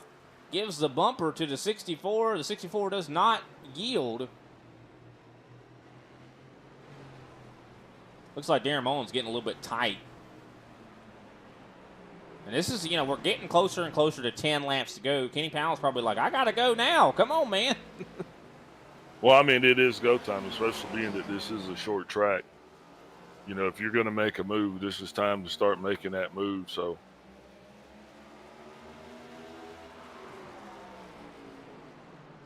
and Kenny Powell has the 22. Scott Nashland is definitely starting to reel him in. So, if he doesn't go ahead and make decisions and kind of try to figure out how to get around the 64 with 10 to go, he might just be getting around himself.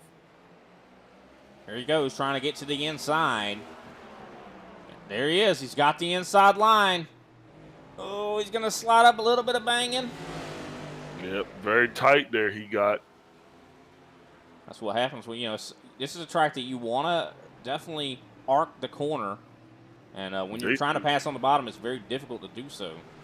These two beating and banging here. It's Powell. Oh, there you go. We're going to have us a green, white checkered, I do believe. Caution is out. Kenny Powell definitely not going to be real happy there. Let's take a look back at this here as the 29 comes to a stop. Of course, Jose Acosta will have the lucky dog. Yeah, those two were just battling tooth and nail there, and it took Powell a while to get up to the 64 side, and then right there, 64 wasn't going to yield. And it looks like they started beating and banging, and Powell just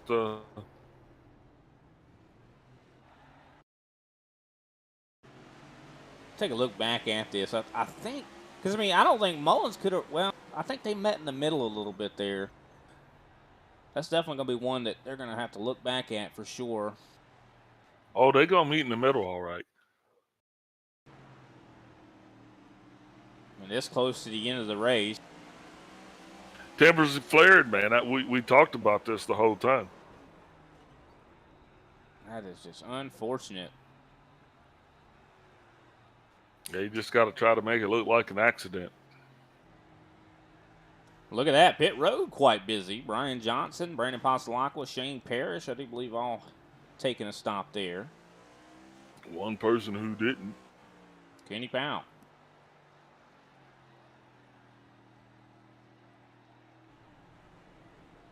Where is Powell? Oh, he's coming down pit road now. Okay, so Brian Johnson will go up to the lead.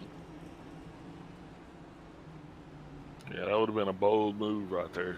Yeah, that would have been a bold strategy, that's for sure. Getting ready to kind of wouldn't blame him this close to the end. Track position could be pretty important if you're able to get enough of a launch. Really? That's the play you're going to make? You got to do something, right? You want to win the race. Of course, Brian Johnson might not be too happy with you. So Kenny Powell falls all the way back, I do believe, into 9th. It's Brian Johnson, Shane Parrish, Brandon Pasalacqua make up your top 3. We have 5 laps to go, so I thought we were going to be in green, white, checker territory, so I think we might have a 3-lap shootout here.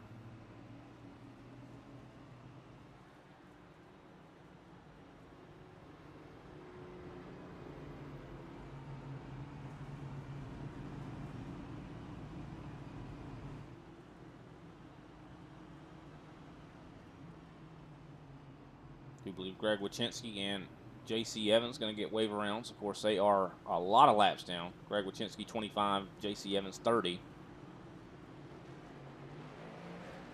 Woohoo! Lights off on the pace car. Get ready to double them up. Going to see if the 66 Parish can actually meet or match the takeoff time of the Ford. Brian Johnson definitely has been leaving the field in the dust here on his restarts thus far. Yeah, I think this is going to be the restart of Shane Parrish's life here. Well, yeah, and there's a lot of guys there in that second tier, too, that are going to be thinking about the same thing. Here we go, pace car down pit road as we get a green flag with 3 laps to go, and Brian Johnson wasting no time. Shane Parrish, though, not a bad start. He is able to slide in front of the 6. Oh, the 24, Kenny Powell around. Y'all, caution is back out. Green, white, checkered, number 1, and the only green, white, checkered. Going to be happening now. Who was right there in the proximity of Powell when that caution came out?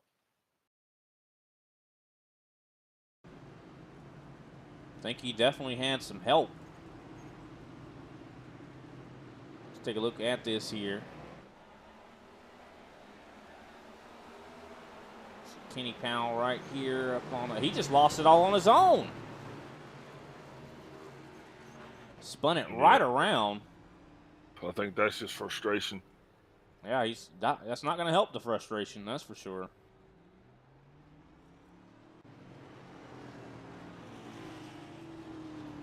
They can't put training wheels on these things, can they? I don't think so. I think it'd be like, maybe they need to be like the bowling alley and put some bumpers on the side of the track. I was just joking. I was just fooling about. You know how like kids at the bowling alley, they get the little bumpers on the side. That's what they need here. Nah, man, I don't play kid games. That's right. You'd have recess in kindergarten. They were like, nah. You were like, nah, I don't play games. Like, let's play heads up, 7-up. Nah, I don't play that.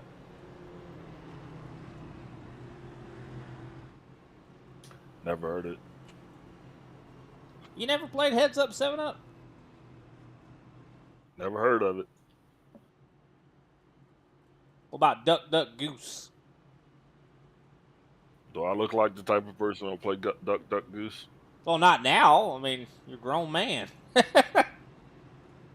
Back when you were little, I mean.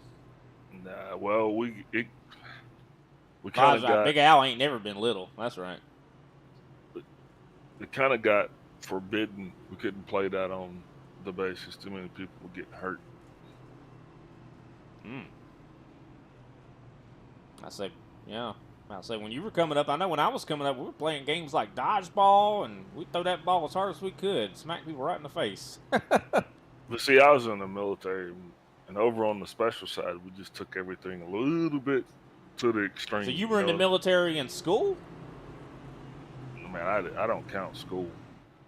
That's what I was talking about, playing dodgeball when you were a kid, something like that. Big Al just didn't have a childhood. It just. I was talking about playing dodgeball as an adult. Oh.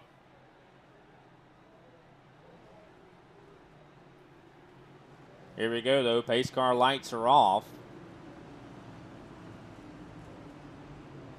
Yeah, far more fun as an adult than as a child. Here we go. Green, white, checkered. Do we make it to the green, or do we make it to the checkered flag?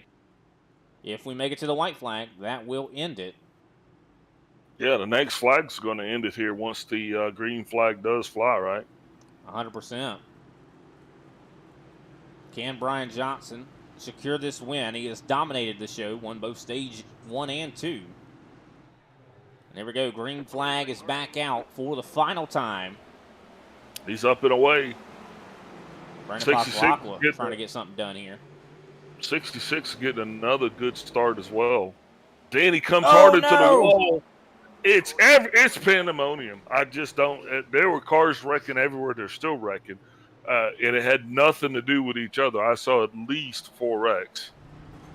The 18, the 24, the 88, the 42. The race isn't over, is it?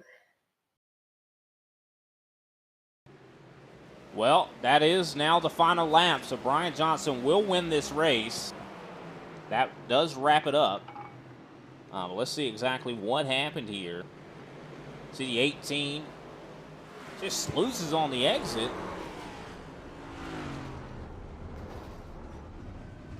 Man, oh man. I don't know.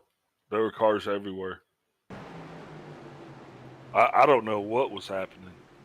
See the 18 right here. Did he have any help? Maybe. No, Net code. It was net code.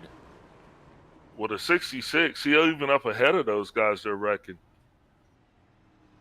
The 66 got into the wall, Shane Parrish, and I think that kind of created his own energy, if you will. Yeah, the 64 lost it as well to 22. I mean, this is every car. The 64 hit the 22 in the rear. This was every car essentially third on back. And it just kept going. But the race has finished. Brian Johnson, your winner. Al Kozlowski somehow comes home with a 4th place. As we're going to watch Brian Johnson celebrate.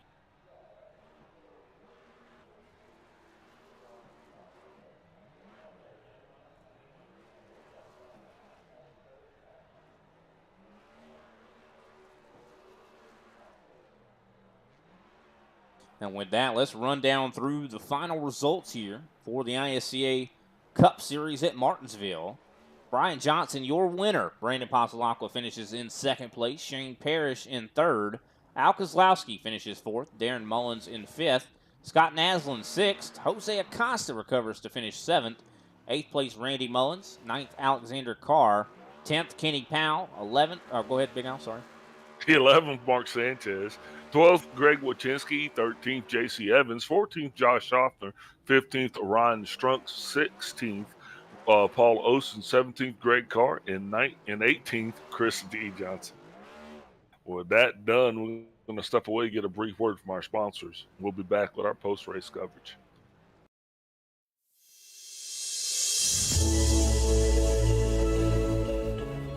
Hey everybody, my name is Warren Maddox. I am the president of Ultimate Experience Outdoors. Our mission, we are dedicated to taking veterans, first responders, youth, and Gold Star family members on outdoor excursions across the country. Support for our mission has many forms. From camp cooks to the great storytellers, some buddies with the band, maybe you just want to build a campfire and sit around and listen. Nothing goes unnoticed. Camaraderie is reborn. The acceptance among the men and women that took an oath. Whether it was decades ago or recently renewed, but never forgotten. If you feel like you could help us, please visit our website, www.uxonation.org. Or there, you can register to hunt, sign up to sponsor an event, or even donate to us so we can continue to execute our mission. Oh my gosh, I feel comfortable, bro. We get a hug. What have you done, Jim? We need your help to hold the line once again.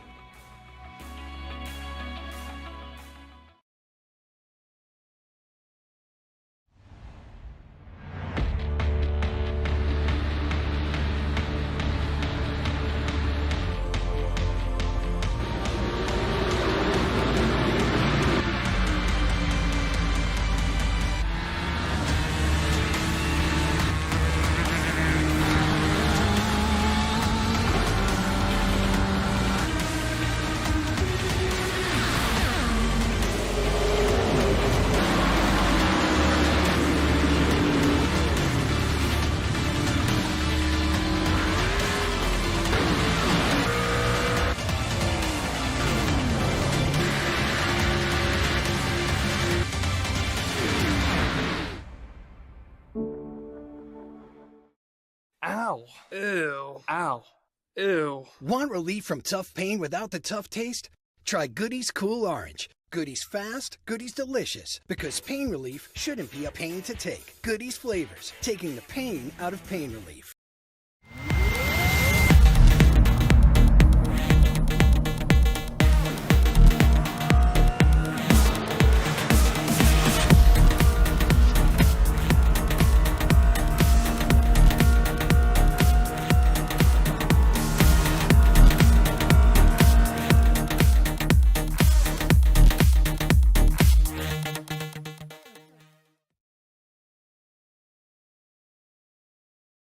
And we are back. Definitely a great race here. Definitely ended with quite a bit of drama as well, as Martinsville definitely did not disappoint. Of course, first up, our third place finisher, Shane Parrish. Definitely a very fast race car you brought here tonight. Looked really good. Possibly even might have had second place. Of course, that last restart there, you kind of did get up into the wall, and I think that kind of took you out of that potential to get that second place. But if the caution hadn't came out, I think you would have been right there. And you also were chasing down Brian Johnson, possibly even could have had a win. Shane, how you feeling tonight? Feeling really great. Car was setup was really good. You know, they're at the end. I made a quick adjustment for the short run, and I don't know if it went the wrong way or what I did, but yeah, it got really super loose in center and then kind of snapped back up to the wall. So I don't know what happened there, but my fault. But congratulations to Brian on the win. Brandon had a lot of fun racing him there. We were going at it quite a bit. Could I have caught Brian? Yeah, he was just a little bit on a different planet than I was tonight. He was really fast, really consistent. It was fun though to gain a half a tenth or a tenth, and then he'd gain it right back in the next 2-3 laps. But it was a lot of fun. Yeah, definitely looked like a lot of fun out there here at Martinsville, which is definitely a place that I'd say can be very frustrating. Did you find yourself getting frustrated at all? I know a lot of other drivers probably got a lot more frustrated than you did. No, I shouldn't say that. I got more frustrated with myself with making those little, crazy errors that I did, especially when I went up and, went in the corner to make the pass and it just locked up on me and I got up into Mullins. That didn't make me very happy a little bit, washed up. So just little mistakes I made, really. All the other drivers, everybody else raced clean. I expected that there at the end. You're going to have chaos. 100%. Well, definitely great job to you. I know you've hit the ground running here ever since you joined the ISCA. Definitely a great points day for you here. I know Talladega's coming up next week. How you feeling about that? Of course, much different racetrack than Martinsville. Much different. Got a new set of pedals I'm gonna be trying out there, so we'll see what happens there. I think Talladega's thing. You just got to either go for it or lay back and let the couple big ones happen and try to be there to the end. Haven't decided what we're gonna do yet. Depends on my teammates and what they want to do. But I want to make a big shout out to EPI for the setups that they give us. It's awesome. The training that I get from Mr. Conti, I do some training with him, private sessions, which has helped me dramatically in the last 6 weeks. So I just want to thank all them guys over there. They've been great. All right. Well, definitely big shout out to those guys. Definitely seemed like they had the speed here tonight. Great job, Shane. And we'll let you get to it. And we'll see you at Talladega next week. Yes, sir. Thanks, guys, up there in the booth. Keep doing a great job. Thanks, Kenny, for letting me in. Great league, man. All righty. That was Shane Parrish, driver of the 66, finishes in third position. Next up, Big Al standing by with Brandon Pasalacqua, our second place finisher. Hey, Braden, Big Al up in the booth. You got me? What's up, Big Al? How are you? Hey, doing pretty good, bud. Congratulations to you, sir. Thank you very much. Appreciate it. Man, you brought this thing off the trailer, man, and from inception, it looked like you were definitely sitting on a rocket. So, how was it handling? And just talk us through your preparation here and what your thought process was going through the first two stages. Yeah, no, the car had, well, I don't know if the car or the driver had great, speed early on in the run.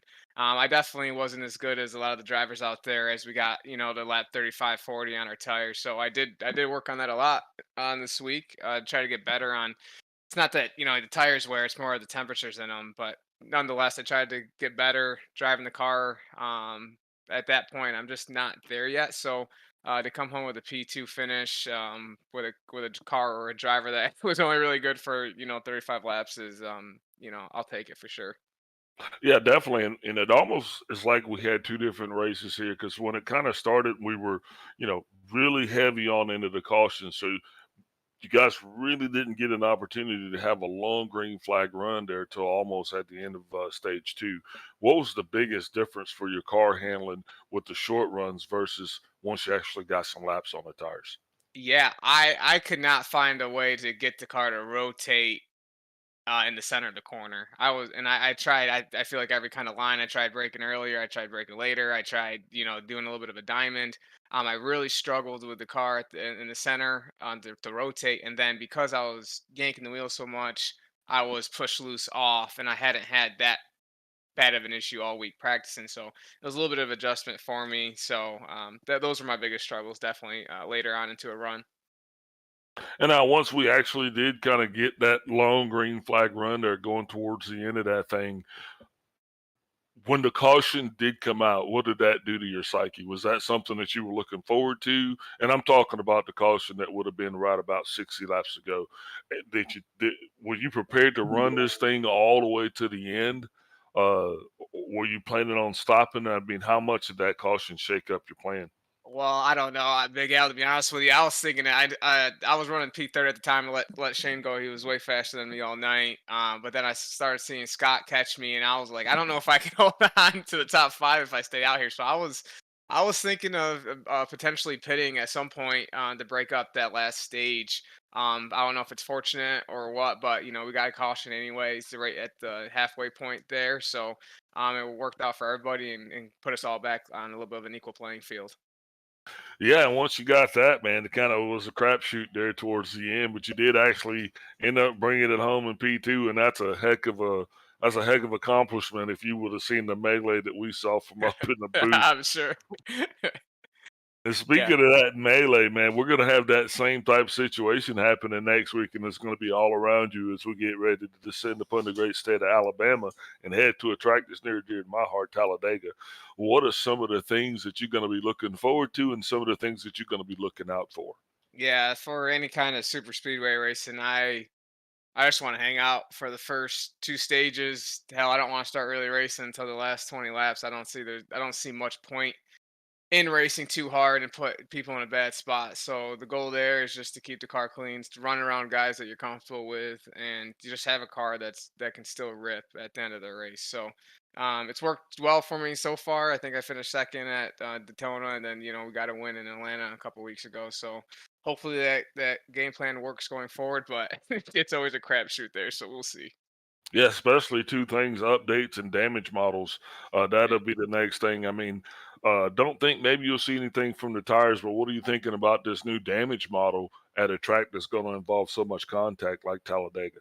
Yeah, I mean, don't mess up. Don't get it. I mean, the room for error is going to be a lot smaller this time around than it was before. I think last week we kind of saw when the damage model got updated. If you tank slapped the wall at Bristol, you could have hurt your car more than before the update. So yeah, again, it's just keeping the car clean at Dega and put yourself in position to have a shot for the win at the end. Once again, man, congratulations for everything that you did out there tonight, bringing home a strong P2 finish, feeding all of the boys on the team, even letting them order from the big boy menu. Before we let you go, who you shouting out tonight for your second place performance? Yeah, for sure. I just want to give a shout out to Brian. I mean, hell of a race, man. He had us covered for sure. But Shane made it interesting at the end. So hell of a job to Shane. Sorry if I held you up a little bit too much at points in the race, but figured I'd let you go. And I hope you keep racing with us because you're a hell of a driver. Also want to give a shout out to Al Kozlowski finishing P4 there. It's good to see him up there running with us. So that's super exciting for the G&G boys. And then just want to give a shout out to Kenny and everything he does for ISCA, and then you boys in the booth. We really appreciate it. Hey, we appreciate you too, bud, because without you guys, we were just sitting up here be talking about nothing with ourselves. So congratulations, and that's all I always say, don't party too hard. All right, Big Al. Appreciate it. Thank you. Alrighty, that was Brandon Pasalacqua, our second place finisher. Definitely a fantastic performance here tonight. Started second, finished second. Not a bad day. Going to be a really good points day. Next up, we got Brian Johnson, the man, the myth, the legend, Dominator tonight. How you doing, Brian? I mean, 233 laps led. I mean, man, that's a lot of laps right there to add to your abacus, if you will. Whew, yeah, man. I'm excited and relieved all at the same time. Yeah, heck of a race. I'm worn out. Shout out to Shane and Brandon. They put up a heck of a fight. It's a great race up front all night, and I'm just glad this one worked out. Yeah, for sure. I mean, you definitely seemed like you had the car to beat out there in that Southern Spiral pipe machine, and like they said, you had them covered. I mean, how important was the track position though? Do you think that was one of the reasons that maybe you had a little bit better of a time, maybe made the car handle better, or what? Oh yeah, absolutely. Being out front is huge. You can save tires a little bit, but as soon as you catch lap traffic, all that goes out the window. There at the end, Shane, he was coming. I saw him coming, and I knew once I caught that lap traffic, he was gonna run me down. So I hate to see that caution at the end. I think it would have been a heck of a race at the finish there because Shane, man, he had a heck of a car. Yeah, you definitely seemed like you had a really, really fast car, but you were able to conquer Martinsville, the paperclip. I mean, a lot of times you don't see races that are this dominant, from drivers at a track like this. It's so hectic and chaotic. I mean, what was going through your mind when some of those cautions came out? Oh man, I was freaking out. I did not want to see those cautions because you never know what's going to happen during those cautions, right? I mean, guys get desperate. Guys make desperate moves, to gain positions quickly on the restarts there. So I mean, you just never know. So luckily up front, we raced really clean, stayed out of each other for the most part, and luckily I was able to bring this Southern Spiral pipe machine to victory lane. Yeah, definitely a fantastic job here. Martinsville in the books, the paperclip. Much different track next week. We go to Talladega, and track position, I'd say important there as well. But it's all going to be about as well your teammates. How you feeling about Dega? Oh man, you know how I feel about super speedways. Like Shane said, you either want to be up front, run up front for the whole race, or chill out in the back and avoid the big one. So it all comes down to being there at the end. That's what we want to do. We want to avoid the big one, limit our mistakes on pit road, and just be there at the end. 100%, and definitely a good point stay for you as well. You got stage one and stage two, and you won the race, so pretty much the maximum amount of points you had. I know coming into this race, Brandon Pasalaco is the points leader. I think you might have made up enough points to definitely close that gap in, so we wish you the best of luck next week. Who can we give a shout out to after this dominant performance here tonight? Yeah, man. Shout out to first of all Brandon and Shane. They put up a heck of a race. It's fun running with those guys up front. Shout out to Southern Spiral Pipe, Butt Kicker for sponsoring this series. Kenny Powell for running the show. Without him, none of this could happen. So, if anybody's interested in joining the league, reach out to Kenny Powell and sign up. So, and of course, you guys up in the booth, Brian Britt and Big Al, you guys do a fantastic job every night. All right. Well, thanks, Brian. Of course, you guys put on the show, and we just talk about it. We appreciate it for sure, though. And congratulations once again, and we'll see you next week. Thanks, guys. Alrighty, that was Brian Johnson, our winner here tonight. Definitely a shout out to everybody that competed here tonight. I know it was a tricky race, a lot of probably hurt feelings. Moving on to Talladega, we could see some guys get raced a little bit different, Big Al. But what's your final thoughts here tonight at Martinsville? I think I'm going to have to go talk to my listening doctor after this because this got a lot touchy-feely here, Brian, and it put me in places that I don't know if I'm comfortable talking about. Where on the car did they touch you? That's what a lot of these guys are going to be asking. Everywhere. I think everybody got touched everywhere. 100%, but definitely a fantastic race. Of course, did have quite a few cautions, but we had really good green runs as well, and had everything in between. We saw some drama, and that's what we live for. I mean, up here in the booth. I mean, I know a lot of the drivers down there probably wish it wasn't, was drama free, but we relish in it. It's so much fun to watch these guys out there beating and banging Martinsville. I mean, that's what you expect when you come to this place. I mean, definitely a place that people do battle. I mean, we talk about the last great Coliseum, of Bristol, but I think this is one of the Coliseums as well. This place, these guys have their sword and shields out, and we're out there battling hard. But we definitely appreciate everybody out there tuning in for sure. And just like Brian said, reach out to Kenny Powell. Look up into the iRacing Stock Car Association on the league directory. Send them a maybe a request or an application to possibly come out here, and maybe we'll call your name. Maybe you can come out here and win some races. We'll have to wait and see. Talent level is quite high out here, but if you want to get better, this is probably the best place to do it. But we definitely, again, appreciate everybody watching. Make sure you like and subscribe on ISCA, Facebook, YouTube, Twitter. We definitely appreciate it for sure, and for you tuning in and watching and hanging out with us here on this lovely Thursday night. And we'll see you next time, ladies and gentlemen. Of course, Saturday, we will be at Martinsville once again at about 9:30 p.m. Eastern Standard Time is when the race will kick off. Of course, broadcast itself starts at about 9:15. And next week, Thursday, Talladega on the docket, same times. Of course, different day on Thursday. And we'll see you next time, ladies and gentlemen. This has been the ISCA.